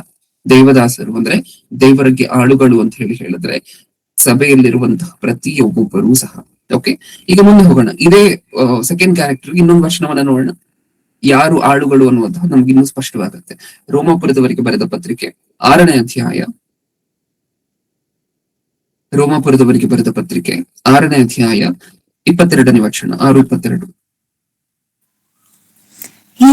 ಈಗಲಾದರೂ ನೀವು ಪಾಪದಿಂದ ಬಿಡುಗಡೆಯನ್ನು ಹೊಂದಿ ದೇವರಿಗೆ ದಾಸರಾದದ್ದರಿಂದ ಪರಿಶುದ್ಧರಾಗುವುದೇ ನಿಮಗೆ ಫಲ. ಕಡೆಗೆ ದೊರೆಯುವಂತದ್ದು ನಿತ್ಯ ಜೀವ. ನೀವು ಪಾಪದಿಂದ ಬಿಡುಗಡೆಯನ್ನು ಹೊಂದಿ ದೇವರಿಗೆ ದಾಸರಾದದ್ದರಿಂದ. ಹಾಗಾದ್ರೆ ಈ ವಚನದ ಪ್ರಕಾರವೂ ಸಹ ಸೆಕೆಂಡ್ ಕ್ಯಾರೆಕ್ಟರ್ ಯಾರು? ನಾವೇ, ಭೂಮಿ ಮೇಲಿರುವಂತಹ ಮನುಷ್ಯರು, ಸಭೆಯಲ್ಲಿರುವಂತಹ ಸಂಘಸ್ಥರು. ಇದಿಷ್ಟು ನಮ್ಗೆ ಅರ್ಥ ಆಯ್ತಾ? 2 ಕ್ಯಾರೆಕ್ಟರ್ ನೋಡಿ ಮುಗಿಸಿದೀವಿ ಯಾರ್ಯಾರು ಅಂತ. ಮೊದಲನೇ ಕ್ಯಾರೆಕ್ಟರ್ ಯಜಮಾನನ ಜಾಗದಲ್ಲಿರುವಂತವರು ದೇವರಾದ್ರೆ, 2ನೇ ಕ್ಯಾರೆಕ್ಟರ್ ದಾಸನ ಜಾಗದಲ್ಲಿರುವಂತಹದ್ದು ನಾವು. ಇಲ್ಲಿವರೆಗೂ ಅರ್ಥ ಆಯ್ತಾ? ಇನ್ ಮುಂದೆ ಹೋಗೋಣ. ಇನ್ನ 4 ಕೀವರ್ಡ್ಸ್ ಅಂತ ಹೇಳಿ ಮಾತಾಡ್ಕೊಂಡಿದ್ವಲ್ವಾ? 4 ಕೀವರ್ಡ್ಸ್ ಅಲ್ಲಿ 4 ವರ್ಡ್ಸ್ ಅಲ್ಲಿ ಪ್ರಪ್ರಥಮವಾಗಿರುವಂತಹ ಕೀವರ್ಡ್ ಯಾವುದು? ಹೊಲದ ಕೆಲಸ. ಓಕೆ, ಹೊಲದ ಕೆಲಸ ಅಂದ ತಕ್ಷಣ ಮೊದಲಿಗೆ ಏನ್ ಬರ್ತದೆ? ಅಲ್ಲಿ ಸ್ಪೆಸಿಫಿಕ್ ಆಗಿ ಯಾವುದೋ ಒಂದು ಕೆಲಸ ಅಂತ ಹೇಳಿ ಬರ್ಸ್ಬೋದಿತ್ತು. ಸ್ಪೆಸಿಫಿಕ್ ಆಗಿ ಏನ್ ಮೆನ್ಷನ್ ಮಾಡಿದ್ದಾರೆ ಅಂದ್ರೆ, ಹೊಲದ ಕೆಲಸ, ಕುರಿ ಮೇಯಿಸುವಂತ ಕೆಲಸ. ಹೊಲದ ಕೆಲಸ, ಕುರಿ ಮೇಯಿಸುವಂತ ಕೆಲಸ. ಇಷ್ಟಕ್ಕೂ ಆ ಯಜಮಾನ ಈ ಆಳಿಗೆ ಕೊಡ್ತಿರುವಂತಹ ಕೆಲಸಗಳ ವಿವರಣೆ ಏನು ಅಂತ ಹೇಳಿದ್ರೆ 3 ಕೆಲಸದ ಬಗ್ಗೆ ಮಾತಾಡ್ತಿದ್ದಾರೆ. 1 ಹೊಲದ ಕೆಲಸ, 2 ಕುರಿ ಮೇಯಿಸುವಂತ ಕೆಲಸ, 3 ಈ ದಣಿಗೆ ಆಹಾರವನ್ನು ಸಿದ್ಧ ಮಾಡುವಂತ ಕೆಲಸ. ನಿಜನಾ? ಇನ್ನೊಂದ್ಸಾರಿ, ಮೊಟ್ಟ ಮೊದಲನೇ ಕೆಲಸ 3 ಕೆಲಸದ ಬಗ್ಗೆ ಮಾತಾಡುತ್ತಿದ್ದಾರೆ. ಆ ಆಳಿಗೆ ಯಜಮಾನ ಕೊಟ್ಟಿರುವಂತಹ 3 ಕೆಲಸದ ಬಗ್ಗೆ. ಈಗಾಗ್ಲೇ ಕೊಟ್ಟಿರುವಂತಹದ್ದು 2 ಕೆಲಸ, ಬಂದ ಮೇಲೆ ಕೊಡ್ತಿರುವಂತಹದ್ದು ಇನ್ನೊಂದು ಕೆಲಸ. ನಿಜನಾ?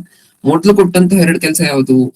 1 ಹೊಲದ ಕೆಲಸ ಅಥವಾ ಕುರಿ ಮೇಯಿಸುವಂತ ಕೆಲಸ.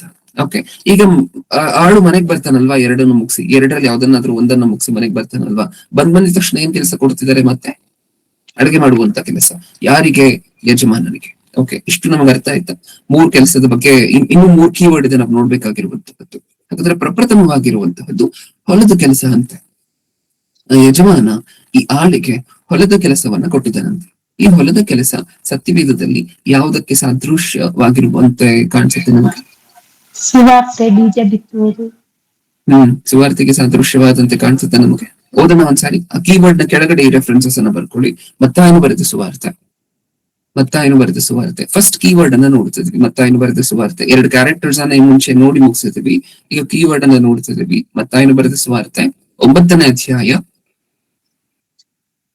37ನೇ ವಚನ, 9:37.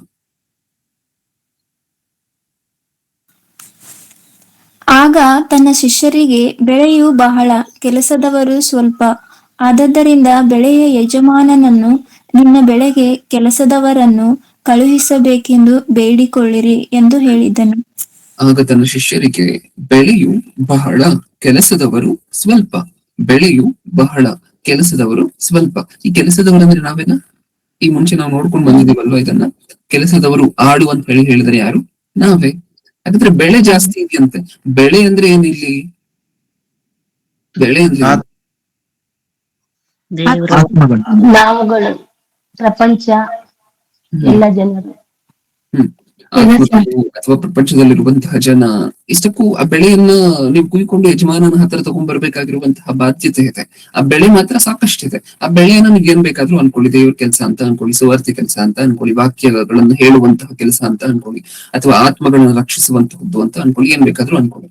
ಆದ್ರೆ ದೇವ್ರ ಕೆಲಸ, ಆ ಬೆಳೆ ಅನ್ನುವಂತಹದ್ದು ಸುವಾರ್ತೆಗೆ ಸಂಬಂಧಪಟ್ಟಿರುವಂತಹ ಒಂದು ಕೆಲಸ. ಈಗ ಯಜಮಾನ ಆಳಿಗೆ ಕೊಟ್ಟಿರುವಂತಹ ಕೆಲಸ ಏನಂತೆ, ಪ್ರಪ್ರಥಮವಾಗಿರುವಂತಹ ಕೆಲಸ ಈ ಹೊಲದ ಕೆಲಸ, ವ್ಯವಸಾಯದ ಕೆಲಸ. ಆ ವ್ಯವಸಾಯದ ಕೆಲಸ ಸತ್ಯವೇದದಲ್ಲಿ ಏನಕ್ಕೋಸ್ಕರ ಹೋಲಿಸಲ್ಪಟ್ಟಿದೆ? ಸುವಾರ್ತೆಯ ಕೆಲಸಕ್ಕೆ, ಅಥವಾ ಸತ್ಯವೇದದಲ್ಲಿ ಬರೆದಿರುವಂತಹ ಸತ್ಕ್ರಿಯೆಗಳಿಗೆ ಹೋಲಿಸಲ್ಪಟ್ಟಿದೆ. ನಿಜನ? ಈಗ ಯೋಚನೆ ಮಾಡಿ ನೋಡಿ. ಪ್ರಪ್ರಥಮವಾಗಿ ಆ ದೇವರಾಗಿರುವಂತಹ ಯಜಮಾನ ಮನುಷ್ಯರಾಗಿರುವಂತಹ ಆಳಿನ ಜಾಗದಲ್ಲಿರುವಂತಹ ನಮಗೆ ಕೊಟ್ಟಿರುವಂತಹ ಕೆಲಸ ಸುವಾರ್ತೆಯ ಕೆಲಸ, ಆತ್ಮಗಳನ್ನ ರಕ್ಷಿಸುವಂತಹ ಕೆಲಸ, ಜನರನ್ನ ಎಚ್ಚರಿಸುವಂತಹ ಕೆಲಸ ಇದೆ ಅಲ್ವಾ? ಓಕೆ, ಇದು ನಮಗೆ ಕೊಟ್ಟಿರುವಂತಹ ಫಸ್ಟ್ ಟೈಪ್ ಆಫ್ ಕೆಲಸ. ಓಕೆ, ಟೈಪ್ 1 ಕೆಲಸ ಇದು ಈಗ ನಾವು ಮಾತಾಡ್ಕೊಂಡಂತಹದ್ದು. ಇನ್ನೊಂದು ಕೆಲಸ ಇದೆಯಂತೆ, ಎರಡನೇ ಕೆಲಸ. ಅದೇನಂತೆ? ನಾವೀಗಾಗ್ಲೇ ನೋಡಿದ್ವಲ್ವಾ? ಕುರಿ ಮೇಯಿಸುವುದು. ಕುರಿ ಮೇಯಿಸುವಂತಹ ಕೆಲಸ. ಅದಕ್ಕಿಂತ ಮುಂಚೆ ಈ ವ್ಯವಸಾಯದ ಕೆಲಸ ಇದೆ, ಸುವಾರ್ತೆಗೆ ಸಂಬಂಧಪಟ್ಟಿರುವಂತಹದ್ದೇ ವ್ಯವಸಾಯ ಕೆಲಸ ಅಂತ ಹೇಳಿ ಇನ್ನೊಂದ್ಸಾರಿ ಖಚಿತವಾಗಿ ಹೇಳಲಿಕ್ಕೆ ಇನ್ನೊಂದು ವಚನ ನೋಡ್ಕೊಂಡ್ ಮುಂದೆ ಹೋಗೋಣ. ಕುರಿ ಮೇಯಿಸುವಂತ ಕೆಲಸಕ್ಕೆ ಹೋಗುವುದಕ್ಕಿಂತ ಮುಂಚೆ ಲೂಕನು ಬರೆದ ಸುವಾರ್ತೆ, ಈ ಹೊಲದ ಕೆಲಸದ ಬಗ್ಗೆ ಇನ್ನೊಂದು ವಚನ ನೋಡ್ಕೊಂಡು ಮುಂದೆ ಹೋಗೋಣ.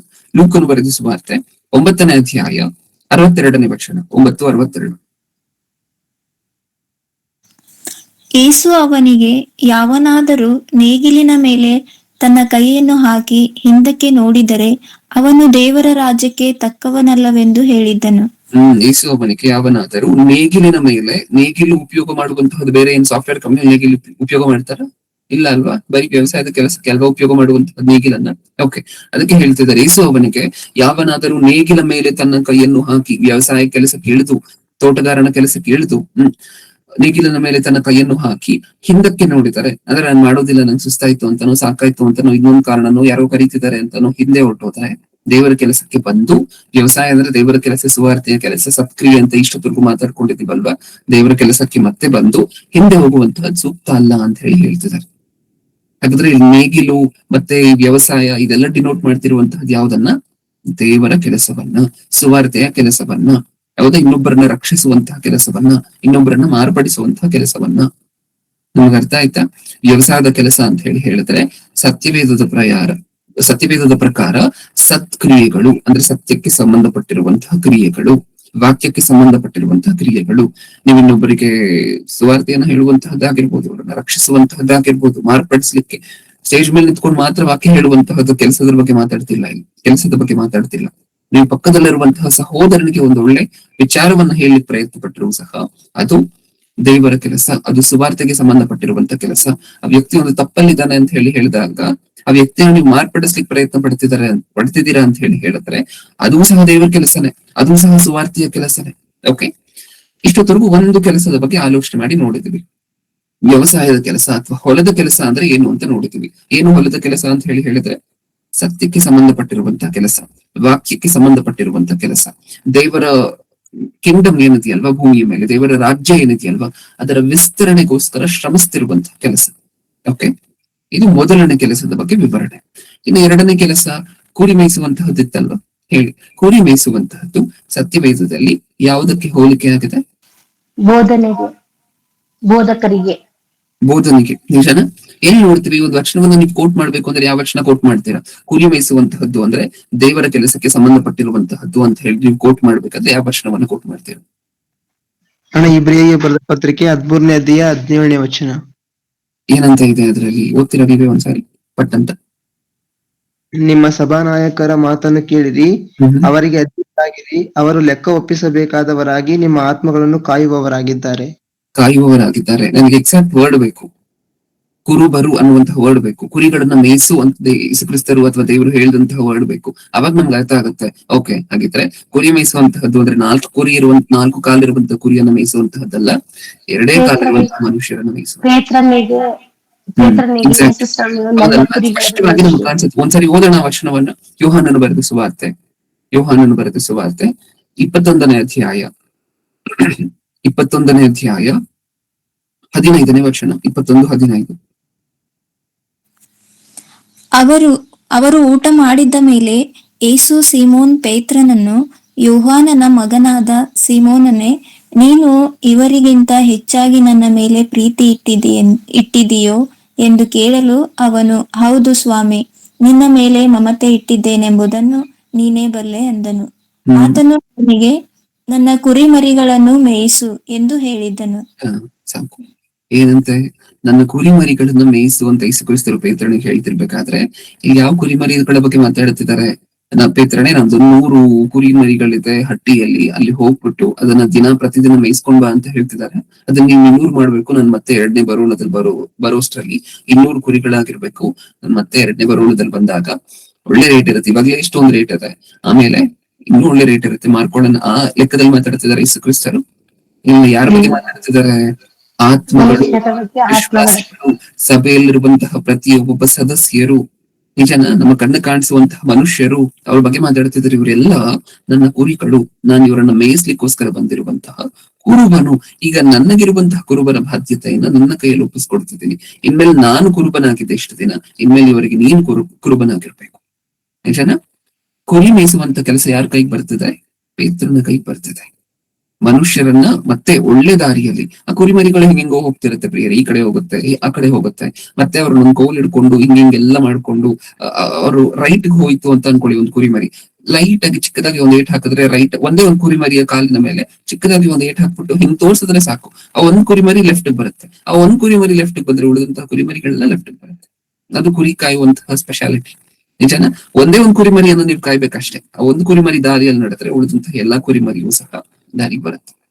ಓಕೆ, ಈಗ ಈ ಕುರಿ ಮೇಯಿಸುವಂತಹ ಕೆಲಸ ಅಂತ ಹೇಳಿದ್ರೆ ಏನು? ಈ ವಚನದ ಪ್ರಕಾರ ಆತ್ಮಗಳನ್ನ ಸಂರಕ್ಷಿಸುವಂತಹ ಕೆಲಸ, ಅವರನ್ನ ಸರಿಯಾದ ದಾರಿಯಲ್ಲಿ ನಡೆಸುವಂತಹ ಕೆಲಸ. ಇದು ಬರೀ ಮತ್ತೆ ಸಭಾಪಾಲಕರಿಗೆ ಮಾತ್ರ ಇರುವಂತಹ ಬಾಧ್ಯತೆ ಅಲ್ಲ, ವಿಶ್ವಾಸಿಗಳಾಗಿ ನಮ್ಮೆಲ್ಲರಿಗೂ ಇರುವಂತಹ ಬಾಧ್ಯತೆ. ನಮ್ಮ ಸುತ್ತಮುತ್ತ ಇರುವಂತಹ ಮನುಷ್ಯರು, ನಮ್ಮ ಸುತ್ತಮುತ್ತ ಇರುವಂತಹ ಜನ, ನಮ್ಮ ಸುತ್ತಮುತ್ತ ಇರುವಂತಹ ಸಂಘಸ್ಥರು, ನಮಗೆ ಗೊತ್ತಿರುವಂತಹ ನಮ್ಮ ಬಂಧು ಬಳಗದವರು, ನಮಗೆ ಗೊತ್ತಿರುವಂತಹ ನಮ್ಮ ಸ್ನೇಹಿತರು, ಇವರನ್ನೆಲ್ಲ ಮತ್ತೆ ಲೈನಲ್ಲಿ ಇಡ್ಬೇಕಾಗಿರುವಂತಹ, ಕರೆಕ್ಟ್ ಆಗಿರುವಂತಹ ದಾರಿಯಲ್ಲಿ ಇರ್ಬೇಕಾಗಿರುವಂತಹ ಬಾಧ್ಯತೆ ಯಾರ್ದು? ನಮ್ಮದ್ದು. ಅಂದ್ರೆ ಕುರಿ ಮೇಯಿಸುವಂತ ಕೆಲಸ ನಮಗೂ ಇದೆಯಾ? ವ್ಯವಸಾಯ ಮಾಡುವಂತ ಕೆಲಸ ಇದೆಯಾ ನಮ್ಗೆ? ಇದೆ. ದೇವರು ಯಜಮಾನ ಆದ್ರೆ, ನಾವು ಆಡುಗಳಾದ್ರೆ ನಮ್ಗೆ ಏನೇನ್ ಕೆಲಸ ಕೊಟ್ಟಿದಾರಂತೆ ಇಷ್ಟಕ್ಕೂ ದೇವ್ರು? ಕುರಿ ಮೇಯಿಸುವಂತ ಕೆಲಸ ಕೊಟ್ಟಿದಾರಂತೆ, ಮತ್ತೆ ಆಮೇಲೆ ವ್ಯವಸಾಯ ಮಾಡುವಂತ ಕೆಲಸವನ್ನ ಕೊಟ್ಟಿದ್ದಾರಂತೆ. ಎರಡೂ ಕೆಲಸವನ್ನ ಕೊಟ್ಟಿದ್ದಾರಂತೆ. ಈಗ ಈ ಎರಡೂ ಕೆಲಸವನ್ನ ಮುಗಿಸಿ ಇವಾಗ ಇಂಪಾರ್ಟೆಂಟ್ ಆಗಿರುವಂತಹ ಪಾಯಿಂಟ್ ಬರೋಣ. ನಮ್ಗೆ ಆಗ್ಲೇ ಡೌಟ್ ಇತ್ತಲ್ವಾ, ಇಷ್ಟೊಂದು ಕ್ರೂರಿ ಯಾಕೆ ಈ ಯಜಮಾನ, ಎಲ್ಲ ಓಕೆ ಅಂತ ಹೇಳಿ. ಓಕೆ, ಆ ಪಾಯಿಂಟ್ ಬರೋಣ. ಇಷ್ಟಕ್ಕೂ ನಾವು ಸುಸ್ತಾಗಿ ಸುಮಾರು ಜನಕ್ಕೆ ಸುವಾರ್ತೆ ಮಾಡಿ, ಸಾಕಷ್ಟು ಜನಕ್ಕೆ ಹೇಳಿ, ಸಾಕಷ್ಟು ಜನರನ್ನ ಮಾರ್ಪಡಿಸಿ, ನಮ್ಗೆ ಗೊತ್ತಿರುವಂತಹ ಬಂಧು ಬಳಗದವ್ರಿಗೆ ಹೇಳಿ, ಅವ್ರಿಗೆ ಹೇಳಿ, ಇವ್ರಿಗೆ ಹೇಳಿ, ಸುಸ್ತಾಗಿ ಅಂದ್ರೆ ಕುರಿ ಮೇಯಿಸುವಂತ ಕೆಲಸವನ್ನ ಮಾಡಿದೀವಿ. ಅಂದ್ರೆ ಸರಿಯಾಗಿ ಜನರನ್ನ ದಾರಿಯಲ್ಲಿ ಇಡುವಂತಹ ಕೆಲಸವನ್ನ ಮಾಡಿದೀವಿ, ಅದಕ್ಕೋಸ್ಕರ ಶ್ರಮೆ ಪಟ್ಟಿದ್ದೀವಿ. ಅದಾದ್ಮೇಲೆ ಮತ್ತೆ ತೋಟದ ಕೆಲಸವನ್ನು ಮುಗಿಸ್ಕೊಂಡ್ವಿ, ಅವತ್ತಿನ ಕೆಲಸ ಮುಗಿಸ್ಕೊಂಡ್ವಿ. ಮತ್ತೆ ಈಗ ಮನೆಗೆ ಬಂದ್ರೆ ಯಜಮಾನ ಹೇಳ್ತಿರುವಂತಹ ಮಾತೇನು? ನನಗೆ ಫುಡ್ ಬೇಕು, ಅದನ್ನ ಹೋಗಿ ರೆಡಿ ಮಾಡು, ಅದಾದ್ಮೇಲೆ ನೀನ್ ತಿನ್ನುವಂತಹದ್ದು ಫಸ್ಟ್ ಬಡಿಸ್ಬೇಕು, ನೀನ್ ಮಾಡಿರುವಂತಹದನ್ನ ಬಡಿಸ್ಬೇಕು, ತಗೊಂಡ್ ಬಂದು ನನಗೆ ಹೊಟ್ಟೆ ತುಂಬಿದ್ಮೇಲೆ ನೀನ್ ಹೊಟ್ಟೆ ತುಂಬಿಸ್ಕೊ ಅಂತ ಹೇಳ್ತಿದ್ದಾರೆ. ನಿಜವಾಗ್ಲೂ ಕರುಣೆ ಇದೆಯಾ ಅಂತ ಅನ್ಸತ್ತಲ್ವಾ ಇದು ನೋಡ್ಬೇಕಾದ್ರೆ? ಓಕೆ, ಇಷ್ಟಕ್ಕೂ ಊಟ ಅಂದ್ರೆ ಏನಿಲ್ಲಿ? ನನಗೆ ಫುಡ್ ಬೇಕು ಅಂತ ಕೇಳ್ತಿದಾರಲ್ವಾ? ದೇವರಿಗೆ ಊಟ ಅಂತ ಹೇಳಿದ್ರೆ, ಯಜಮಾನನಿಗೆ ಊಟ ಅಂತ ಹೇಳಿದ್ರೆ ಏನು? ಆತ್ಮಗಳ ರಕ್ಷಣೆ. ಒಂದ್ಸರಿ ಅದನ್ನ ನೋಡೋಣ ಸತ್ಯವೇದದಿಂದ. ನಿಮ್ಮ ನೋಟ್ಸ್ ಹೆಂಗಿರ್ಬೇಕು ಅಂದ್ರೆ, ಸಾಮಾನ್ಯ ರೂಪದ ನೋಟ್ಸ್ ಒಂದ್ ವೇಳೆ ನೀವು ಮಾಡ್ಕೊಳ್ತಿದ್ರೆ ಹೆಂಗಿರ್ಬೇಕು ಅಂದ್ರೆ, ಎಷ್ಟು ಕ್ಲಿಯರ್ ಆಗಿರ್ಬೇಕು ಅಂತ ಹೇಳಿದ್ರೆ, ಫಸ್ಟ್ ಸಾಮ್ಯ ರೂಪದ ಹೆಡ್ಡಿಂಗ್, ಅದಾದ್ಮೇಲೆ ಆ ಸಾಮ್ಯ ರೂಪದಲ್ಲಿರುವಂತಹ ಕ್ಯಾರೆಕ್ಟರ್ಸ್ ಲಿಸ್ಟ್ ಆಗಿ ಪಕ್ಕದಲ್ಲಿ ಬರ್ಕೊಂಡು ಹೋಗ್ಬೇಕು. ಕ್ಯಾರೆಕ್ಟರ್ಸ್ 1 ಅಂತ ಹೇಳಿ ದೇವರು ಅಥವಾ ಯಜಮಾನ, 2 ಅಂತ ಹೇಳಿ ಹಾಕೊಂಡು ಅದರ ಪಕ್ಕದಲ್ಲಿ ಆಳುಗಳು. ನೆಕ್ಸ್ಟ್ ಅದಾದ್ಮೇಲೆ ಕೀವರ್ಡ್ಸ್, ಈ ಸಾಮ್ಯ ರೂಪದಲ್ಲಿರುವಂತಹ ಕೀವರ್ಡ್ಸ್ ಏನೇನು? ಒಂದು ತೋಟದ ಕೆಲಸ, ಒಂದು ಕುರಿ ಮೇಯಿಸುವಂತ ಕೆಲಸ, ಒಂದು ಯಜಮಾನನ ಆಹಾರ, ಅಥವಾ 3 ಅಥವಾ 4 ಕೀವರ್ಡ್ಸ್ ಅನ್ನ ಬರ್ಕೊಂಡು ಅದಾದ್ಮೇಲೆ ಮತ್ತೆ ಕೆಳಗಡೆ ಓಕೆ ಫಸ್ಟ್ ಕ್ಯಾರೆಕ್ಟರ್ ಅಂದ್ರೆ ಏನು, ಫಸ್ಟ್ ಕ್ಯಾರೆಕ್ಟರ್ ಅಂದ್ರೆ ಯಾರು, ಅದಕ್ಕೆ ಸಂಬಂಧಪಟ್ಟಿರುವಂತಹ ವಚನ. ಈಗ ಸೆಕೆಂಡ್ ಕ್ಯಾರೆಕ್ಟರ್ ನ ಬಗ್ಗೆ ವಿವರಣೆ, ಆಮೇಲೆ ಫಸ್ಟ್ ಕೀವರ್ಡ್ ನ ಬಗ್ಗೆ ವಿವರಣೆ. ಹಿಂಗಿರ್ಬೇಕು ನಮ್ಮ ನೋಟ್ಸ್. ಓಕೆ, ನಿಮ್ಗೆ ಹೆಲ್ಪ್ ಆಗತ್ತೆ. ಅದು ಎಷ್ಟು ವರ್ಷಗಳಾದ್ರೂ ಸಹ ಮತ್ತೆ ಬಂದು ಅದನ್ನ ನೋಡಿ ಓದ್ಕೋಬಹುದು. ಓಕೆ, ಈಗ ಈ ಎರಡೂ ಕೆಲಸವನ್ನ ಮಾಡಿ ಇಷ್ಟೊಂದು ಸುಸ್ತಾಗಿ ಬಂದ್ಮೇಲೆ ದೇವರು ಇನ್ನೊಂದು ಕೆಲಸ ಹೇಳ್ತಿದ್ದಾರೆ. ನನಗೆ ಊಟ ಎಲ್ಲಿ? ಊಟವನ್ನು ಹೋಗಿ ರೆಡಿ ಮಾಡು. ಫಸ್ಟ್ 5 ನಿಮಿಷ ಕುತ್ಕೊಂಡ್ಲಿಕ್ಕೂ ಟೈಮ್ ಕೊಡ್ತಿಲ್ಲ ನೋಡಿದ್ರ. ಓಕೆ, ಇರ್ಲಿ. ಆ ಕುತ್ಕೊಳ್ಲಿಕ್ಕೂ ಟೈಮ್ ಕೊಡದೆ ಇರುವಂತಹದ್ದು ಏನಕ್ಕೆ ಅಂತ ಹೇಳಿ ಒಂದ್ ಸ್ವಲ್ಪ ಹೊತ್ತಾದ್ಮೇಲೆ ಗೊತ್ತಾಗತ್ತೆ ನಮಗೆ. ಮುಂದೆ ಹೋಗ್ತಾ ಹೋಗ್ತಾ ಇನ್ನೊಂದು ವಚನವನ್ನು ನೋಡಿ. ಆ ಊಟ ಅಂದ್ರೆ ಏನು? ಯಜಮಾನನು ಕೇಳ್ತಿರುವಂತಹ ಊಟ. ನನಗೆ ಊಟ ಬೇಕು, ಫಸ್ಟ್ ಊಟವನ್ನು ರೆಡಿ ಮಾಡು. ನಿಮ್ದೇನು ಇಲ್ಲ, ನಿಮ್ದು ಅಂತ ಹೇಳಿ ಒಂದು ಲೈಫ್ ಇಲ್ಲ ನಿನಗೆ. ಅದೇ ಅಲ್ವಾ ನಮ್ಗೆ ಕಾಣಿಸ್ತಿರುವಂತಹದ್ದು. ನಾವ್ ಆಗ್ಲಿಂದ ಮಾತಾಡ್ತಾ ಬರ್ತಿದ್ವಿ. ಆಗಿನ ಕಾಲದಲ್ಲಿ ಹೆಂಗಿತ್ತು ಆಳಿನ ಪರಿಸ್ಥಿತಿ ಹೆಂಗಿತ್ತು? ಇಷ್ಟಕ್ಕೂ ತನ್ನದ್ದು ಅಂತ ಹೇಳಿ ತನಗೊಂದು ಇಂಡಿವಿಜುವಾಲಿಟಿ ಇಲ್ಲ. ನನ್ನ ಬಟ್ಟೆ ತಗೊಂಡ್ ಬರ್ಬೇಕು, ಅದಕ್ಕೋಸ್ಕರ ಪೇಟೆಗೆ ಹೋಗಿ ಬರ್ತೀನಿ, ಇಲ್ಲ. ಯಜಮಾನನ ಬಟ್ಟೆ ತಗೊಂಡ್ಲಿಕ್ಕೆ ಹೋದಾಗ ನಿನಗೂ ಬೇಕಾದ್ರೆ ಒಂದು ಅಂಗಿನೋ ಒಂದು ಲುಂಗಿನೋ ತಗೋ. ಅದನ್ನ ಬಿಟ್ಟು ಮತ್ತೆ ನಿನಗೆ ಅಂತ ಹೇಳಿ ಬಟ್ಟೆ ತಗೊಬೇಕು ಅಂತ ಹೇಳಿ ನೀನ್ ಮಾರ್ಕೆಟ್ ಹೋಗಿ ಒಂದಿನ ಶಾಪಿಂಗ್ ಮಾಡ್ಕೊಂಡ್ ಬರುವಂತಹ ಅನಿವಾರ್ಯತೆ, ಕ್ಷಮಿಸಿ, ಶಾಪಿಂಗ್ ಮಾಡ್ಕೊಂಡು ಬರುವಂತಹ ಅವಕಾಶ ಅಂತೂ ನಿನಗಿಲ್ಲ. ಅಂದ್ರೆ ನಿನಗೆ ಅಂತ ಹೇಳಿ ಒಂದು ಇಂಡಿವಿಜುವಾಲಿಟಿ ಇಲ್ಲ ನಿನಗೆ. ನಿನ್ನದೇ ಅಂತ ಹೇಳಿ ಒಂದು ಅಸ್ತಿತ್ವ, ನಿನಗೋಸ್ಕರ ನೀನ್ ಬದುಕುವಂತಹದ್ದು ಅಂತ ಇಲ್ಲ. ಆಳು ಜೀವನ ಪೂರ್ತಿಯು ಬದುಕುವಂತಹದಾಗಿನ ಕಾಲದಲ್ಲಿ ಯಜಮಾನನಿಗೋಸ್ಕರನೇ, ಯಜಮಾನನ ಮನೆಯ ಏಳಿಗೆಗೋಸ್ಕರನೇ. ಇದು ನಮ್ಗೆ ಅರ್ಥ ಆದ್ರೆ ಓಕೆ. ಈಗ ಮೂರನೇ ಕೆಲಸ ಕೊಡ್ತಿದಾರಲ್ವಾ, ಫುಡ್ ಬೇಕು ಅಂತ. ಏನ್ ಫುಡ್ ಅಂತ ಇಷ್ಟಕ್ಕೂ ಯಜಮಾನ ಕೇಳ್ತಿರುವಂತಹ ಫುಡ್ ಏನಂತೆ? ಯೋಹಾನನು ಬರೆದ ಸುವಾರ್ತೆ 4ನೇ ಅಧ್ಯಾಯ 34ನೇ ವಚನ, 4:34. ಯೇಸು ಅವರಿಗೆ, ನನ್ನನ್ನು ಕಳಿಸಿದಾತನ ಚಿತ್ತದಂತೆ ಮಾಡಿ ಆತನ ಕೆಲಸವನ್ನು ಪೂರೈಸುವುದೇ ನನ್ನ ಆಹಾರವು. ಯೇಸು ಕ್ರಿಸ್ತನಿಗೆ ಆಹಾರ ಏನಂತೆ? ತನ್ನನ್ನ ಯಾರು ಕಳಿಸಿದ್ರು ಭೂಮಿಯ ಮೇಲೆ? ಯೋಹಾನನು ಬರೆದ ಸುವಾರ್ತೆ 4ನೇ ಅಧ್ಯಾಯ 34ನೇ ವಚನ. ಯೇಸು ಕ್ರಿಸ್ತರು ಮಾತಾಡ್ತಿರುವಂತಹ ಮಾತು ಏನ್ ಹೇಳ್ತಿದ್ದಾರೆ? ಯೇಸು ಕ್ರಿಸ್ತರು ನನ್ನನ್ನು ಕಳುಹಿಸಿದಂತವರ ಚಿತ್ತೆಯನ್ನು ನೆರವೇರಿಸುವಂತಹದ್ದು, ಅವರು ಹೇಳಿರುವಂತಹ ವಿಚಾರಗಳನ್ನ ನಾನು ಮಾಡುವಂತಹದ್ದೇ ಆಹಾರ. ನಿಜನ? ಆದ್ರೆ ದೇವರ ಚಿತ್ತೆಯನ್ನು ನೆರವೇರಿಸುವಂತಹದ್ದು ಯೇಸು ಕ್ರಿಸ್ತರಿಗೆ ಆಹಾರ ಅಂತ. ದೇವರ ಚಿತ್ತೆಯನ್ನು ನಡೆಸುವಂತಹದ್ದು, ದೇವರ ಚಿತ್ತೆಯನ್ನ ಭೂಮಿಯ ಮೇಲೆ ನೆರವೇರಿಸಿ ಮುಗಿಸುವಂತಹದ್ದು. ಅಂದ್ರೆ ಒಬ್ಬ ಪಾಪಿಯನ್ನ ಯಾವುದು ದೇವರ ಚಿತ್ತೆ ಅಂತ ಹೇಳಿ ಹೇಳುತ್ತಾರೆ? ದೇವರು ಹೇಳಿರುವಂತಹ ಮಾತುಗಳು ಅಂದ್ರೆ ಪಾಪಿ ರಕ್ಷಣೆ ಮಾರ್ಗದಲ್ಲಿ ಬರುವಂತಹದ್ದು. ಅದಾದ್ಮೇಲೆ ಕೆಟ್ಟು ಹೋಗಿರುವಂತಹ ಜನರನ್ನು ಮಾರ್ಪಡಿಸುವಂತಹದ್ದು, ಕೆಟ್ಟ ಜನರನ್ನು ಒಳ್ಳೆಯವರನ್ನಾಗಿ ಮಾಡುವಂತಹದ್ದು, ನೀತಿವಂತರನ್ನಾಗಿ ಮಾಡುವಂತಹದ್ದು, ಪರಿಶುದ್ಧರನ್ನ ಇನ್ನೂ ಪರಿಶುದ್ಧರನ್ನಾಗಿ ಮಾಡುವಂತಹದ್ದು. ಈ ಕೆಲಸ ಎಲ್ಲ ಯೇಸು ಕ್ರಿಸ್ತರಿಗೆ ಆಹಾರ ಅಂತೆ. ಹೌದಾ? ಓಕೆ. ಈಗ ಯೇಸು ಕ್ರಿಸ್ತರನ್ನ ದೇವರ ಸ್ಥಾನದಲ್ಲಿ ಇಟ್ಟು ನೋಡೋಣ. ಯಾಕಂದ್ರೆ ತಂದೆ ಆಗಿರುವಂತಹ ದೇವರು ನಮ್ಮ ಕಣ್ಣಿಗೆ ಹೇಗೂ ಕಾಣಿಸೋದಿಲ್ಲ. ಹೌದಾ? ನಿಜನ? ಹೇಗೂ ಅವರ ಧ್ವನಿಯನ್ನು ನಾವು ಕೇಳಲಿಲ್ಲ. ಹಾಗಾದ್ರೆ ಅವರ ಪ್ರತಿಬಿಂಬವಾಗಿ ಬೆಸ್ಟ್ ಎಕ್ಸಾಂಪಲ್ ಆಗಿ ನಮಗೆ ಸಿಗ್ತಿರುವಂತಹ ಯೇಸು ಕ್ರಿಸ್ತರೇ ಅಲ್ವಾ ನಾವು ದೇವರ ಸ್ಥಾನದಲ್ಲಿ ಇಡ್ಲಿಕ್ಕೆ. ಯಾಕಂದ್ರೆ ಯೇಸು ಕ್ರಿಸ್ತರು ಸ್ವತಃ ದೇವ್ರೆ. ಓಕೆ. ಈಗ ಯೇಸು ಕ್ರಿಸ್ತರನ್ನ ದೇವ್ರು ಅಂತ ಯೇಸು ಕ್ರಿಸ್ತರು ದೇವ್ರೆ ನೀವು ಅಸ್ಯೂಮ್ ಮಾಡ್ಕೊಡುವಂತಹದ್ದು ಬೇಡ. ಹೇಳ್ತಿರುವಂತಹದ್ದು ತಂದೆ ಆಗಿರುವಂತಹ ದೇವರನ್ನ ಅಂದ್ರೆ ಈ ಸಾಮ್ಯ ರೂಪದ ಉದ್ದೇಶಕ್ಕೋಸ್ಕರ ಪಕ್ಕಕ್ಕಿಟ್ಟು ಯೇಸು ಕ್ರಿಸ್ತರನ್ನ ದೇವರಾಗಿ ಅಸ್ಯೂಮ್ ಮಾಡ್ಕೊಳ್ಳಿ ಸ್ವಲ್ಪ ಹೊತ್ತು. ಈ ಸಾಮ್ಯ ರೂಪಕ್ಕೋಸ್ಕರ ಯೇಸು ಕ್ರಿಸ್ತರು ದೇವ್ರೆ ನಾನು ಅಸ್ಯೂಮ್ ಮಾಡ್ಕೊಳ್ಳಿ ಅಂತ ಏನಕ್ಕೋಸ್ಕರ ಹೇಳ್ತಿದ್ದೇನೆ ಈ ಮುಂಚೆ ತಂದೆ ಆಗಿರುವಂತಹ ದೇವರ ಸ್ಥಾನದಲ್ಲಿ ಇದ್ರಲ್ವಾ ನಮ್ಮ ಮೈಂಡ್ ಅಲ್ಲಿ, ಕನ್ಸೆಪ್ಷನ್ ಅಲ್ಲಿ, ನಮ್ ಸ್ಟಾರ್ಟಿಂಗ್ ಇಂದ ಆಲೋಚನೆ ಮಾಡ್ಬೇಕಾದ್ರೆ. ಈಗ ಯೇಸು ಕ್ರಿಸ್ತರು ದೇವ್ರು. ಓಕೆ. ಹಾಗಾದ್ರೆ ಯೇಸು ಕ್ರಿಸ್ತರು ಫುಡ್ ಕೇಳ್ತಿದಾರೆ ಅಂತ ಅನ್ಕೊಳ್ಳಿ. ಏನ್ ಕೇಳ್ತಿರ್ಬೇಕು? ತಂದೆಯಾದ ದೇವರ ಕೆಲಸ, ಅದನ್ನೇ ಕೇಳ್ತಿದಾರೆ. ನಿಜನ? ನನ್ ತಂದೆ ಹೇಳಿದ್ರಲ್ವಾ ಕೆಲಸ, ನನ್ ತಂದೆ ಆತ್ಮಗಳನ್ನ ಕರ್ಕೊಂಡ್ ಬನ್ನಿ ಅಂತ ಹೇಳಿದ್ರಲ್ವಾ, ಆ ಕೆಲಸನೇ ನನಗೆ ಆಹಾರ ಅಂತ ಹೇಳ್ತಿದ್ದಾರೆ. ಈಗ ಆಹಾರ ದಣಿ ನನಗೆ ಆಹಾರವನ್ನ ಫಸ್ಟ್ ಸಿದ್ಧ ಮಾಡು ಅಂತ ಹೇಳ್ತಿದಾರಲ್ವಾ. ನಿನ್ನ ಆಹಾರ ಆಮೇಲೆ, ನನಗೆ ಆಹಾರವನ್ನು ಪ್ರಪ್ರಥಮವಾಗಿ ಸಿದ್ಧ ಮಾಡು ಅಂತ ಹೇಳ್ತಿದಾರಲ್ವಾ. ಏನಕ್ಕೆ ಹೋಲಿಕೆ ಆಗಿದೆ ಅದು? ಪ್ರಪ್ರಥಮವಾಗಿ ನನ್ನ ತಂದೆ ಕೆಲಸಗಳು ಏನೇನಿದೆಯೋ, ನನ್ನ ತಂದೆ ನೇಮಿಸಿರುವಂತಹ ಕೆಲಸ ಏನೇನಿದೆಯೋ, ಸುವಾರ್ತೆ ಕೆಲಸ ಆಗಿರ್ಬೋದು, ಇನ್ನೊಬ್ಬರ ರಕ್ಷಣೆ ಮಾರ್ಗದಲ್ಲಿ ಕರ್ಕೊಂಡು ಬರುವಂತಹದ್ದು, ರಕ್ಷಿಸುವಂತಹದ್ದು, ಸರಿಯಾದ ದಾರಿಯಲ್ಲಿ ನಡೆಸುವಂತಹದ್ದು, ಇದೆಲ್ಲ ಒಬ್ಬ ಪಾಪಿ ರಕ್ಷಣೆ ಮಾರ್ಗದಲ್ಲಿ ಬರುವಂತಹದ್ದು ಇದೆಲ್ಲ ಇದೆಯಲ್ವಾ. ಫಸ್ಟ್ ಈ ಫುಡ್ ಅನ್ನ ರೆಡಿ ಮಾಡಿಡು, ಆಮೇಲೆ ನೀನ್ ಫುಡ್ ಬಗ್ಗೆ ನಿನ್ ತಲೆ ಕೆಡಿಸ್ಕೋಬೇಡ ಅನ್ನೋ ಹಂಗಿದೆ ಅವ್ರು ಹೇಳಿದಂತಹ ಮಾತು. ನಿಜಾನ? ಓಕೆ. ತೋಟದ ಕೆಲಸ ಅಂದ್ರೆ ಏನು ಅಂತ ನೋಡಿದೀವಿ, ಕುರಿ ಮೇಯಿಸುವಂತಹ ಕೆಲಸ ಅಂದ್ರೆ ಏನು ಅಂತ ನೋಡಿದೀವಿ. ಈಗ ಯಜಮಾನನಿಗೆ ಊಟ ರೆಡಿ ಮಾಡಿರುವಂತಹದ್ದು ಅಂದ್ರೆ ಏನು ಅಂತ ಹೇಳಿ ನೋಡಿದೀವಿ. ಮೂರರಲ್ಲೂ ನಮ್ಗೆ ಕಾಣಿಸಿತ್ತು ದೇವ್ರ ಕೆಲಸ, ದೇವ್ರ ಕೆಲಸ, ದೇವ್ರ ಕೆಲಸ, ಸುವಾರ್ತೆ ಕೆಲಸ, ಸುವಾರ್ತೆ ಕೆಲಸ, ಸುವಾರ್ತೆ ಕೆಲಸ. ನಿಜಾನ? ರಕ್ಷಣೆ ಮಾರ್ಗದಲ್ಲಿ ಕರ್ಕೊಂಡು ಬರುವಂತಹದ್ದು, ಆತ್ಮಗಳನ್ನು ರಕ್ಷಿಸುವಂತಹದ್ದು, ಪಾಪಿ ರಕ್ಷಣೆ ಮಾರ್ಗದಲ್ಲಿ ಬರುವಂತಹದ್ದು, ಇದೇ ಕೆಲಸನೇನ ಮೂರುನು? ಹೌದು. ಬೇರೆ ಬೇರೆ ತರ ಇರ್ಬೋದು ಆ ಕೆಲಸಗಳು. ಒಬ್ಬರು ಹೋಗಿ ರಸ್ತೆಯಲ್ಲಿ ನಿಂತು ಸುವಾರ್ತೆ ಹೇಳುವಂತಹದ್ದಾಗಿರ್ಬೋದು, ಇನ್ನೊಬ್ರು ಮನೆ ಮನೆಗೆ ಹೋಗಿ ಸುವಾರ್ತೆ ಹೇಳುವಂತಹದ್ದಾಗಿರ್ಬೋದು, ಇನ್ನೊಬ್ರು ಸಭೆಯಲ್ಲಿ ನಿಂತು ಸುವಾರ್ತೆ ಹೇಳುವಂತಹದ್ದಾಗಿರ್ಬೋದು. ಇನ್ನೊಬ್ರು ನೀವೆಲ್ಲಾದ್ರೂ ಹೋದಾಗ ನಿಮ್ ಪಕ್ಕದಲ್ಲಿರುವಂತಹ ಸಹೋದರನನ್ನ ಕೂರಿಸ್ಕೊಂಡು ನೀವು ಹೇಳುವಂತಹದ್ದಾಗಿರ್ಬೋದು. ನೀವು ಹೆಂಗೆ ಹೇಳಿದ್ರು ಸಹ ನೀವು ಮಾಡ್ತಿರುವಂತಹದ್ದು ಈ ಮೂರು ಕೆಲಸಗಳಲ್ಲಿ ಒಂದು. ಹೌದಾ ಇಲ್ವಾ? ಈ ಮೂರು ಕೆಲಸಗಳು ನಾವೇನ್ ನೋಡ್ಕೊಂಡು ಇವಾಗವರೆಗೂ ಯಜಮಾನನು ಆಳಿಗೆ ಒಪ್ಪಿಸಿರುವಂತಹ ಮೂರು ಬೇರೆ ಬೇರೆ ಕೆಲಸಗಳು ಏನೇನಿದೆಯಲ್ವಾ, ಒಂದು ಮನೇಲಿ ಬಂದು ಅಡಿಗೆ ಮಾಡ್ಬೇಕು, ಇನ್ನೊಂದು ಹೊಲದಲ್ಲಿ ಕೆಲಸ ಮಾಡ್ಬೇಕು, ಇನ್ನೊಂದು ಅಥವಾ ಹೋಗಿ ವ್ಯವಸಾಯ ಮಾಡ್ಬೇಕು. ಈ ಮೂರು ಕೆಲಸಗಳಲ್ಲಿ ಒಂದನ್ನೇ ಅಲ್ವಾ ನಾವೆಲ್ಲರೂ ಮಾಡ್ತಿರುವಂತಹದ್ದು? ಹೌದು. ಒಂದು ಅಥವಾ ಎರಡು, ಮೂರು, ಸ್ವಲ್ಪ ಜನ ಮೂರು ಮಾಡುವಂತವ್ರು ಇದ್ದಾರೆ. ಓಕೆ, ಈಗ ಪ್ರಶ್ನೆ ಬಂತು, ದೇವರು ಅಷ್ಟೊಂದು ಕ್ರೂರಿಯಾಗಿ ಏನಕ್ಕೋಸ್ಕರ ನಡ್ಕೊಳ್ತಿದ್ದಾರೆ? ರೆಸ್ಟ್ ಇಲ್ಲದೆ ಮತ್ತೆ ಮತ್ತೆ ಏನಕ್ಕೋಸ್ಕರ ಇಷ್ಟೊಂದು ಟಾರ್ಚರ್ ಕೊಟ್ಟಂತೆ ಕಾಣಿಸ್ತಿದೆ ತನ್ನ ಮಕ್ಕಳಿಗೆ? ಕಾಣಿಸ್ತಿದೆ, ಟಾರ್ಚರ್ ಕೊಡ್ತಿದ್ದಾರೆ ಅಂತ ನಾನು ಹೇಳ್ತಿಲ್ಲ. ಟಾರ್ಚರ್ ಅಂದ್ರೆ ಒಬ್ಬ ಯಜಮಾನನ ಆಳಿಗೆ ಅಷ್ಟೊಂದು ಟಾರ್ಚರ್ ಕೊಟ್ಟಂತೆ ಏನಕ್ಕೋಸ್ಕರ ಕಾಣಿಸ್ತಿದೆ ನಮಗೆ? ಅದು ಪ್ರಶ್ನೆ.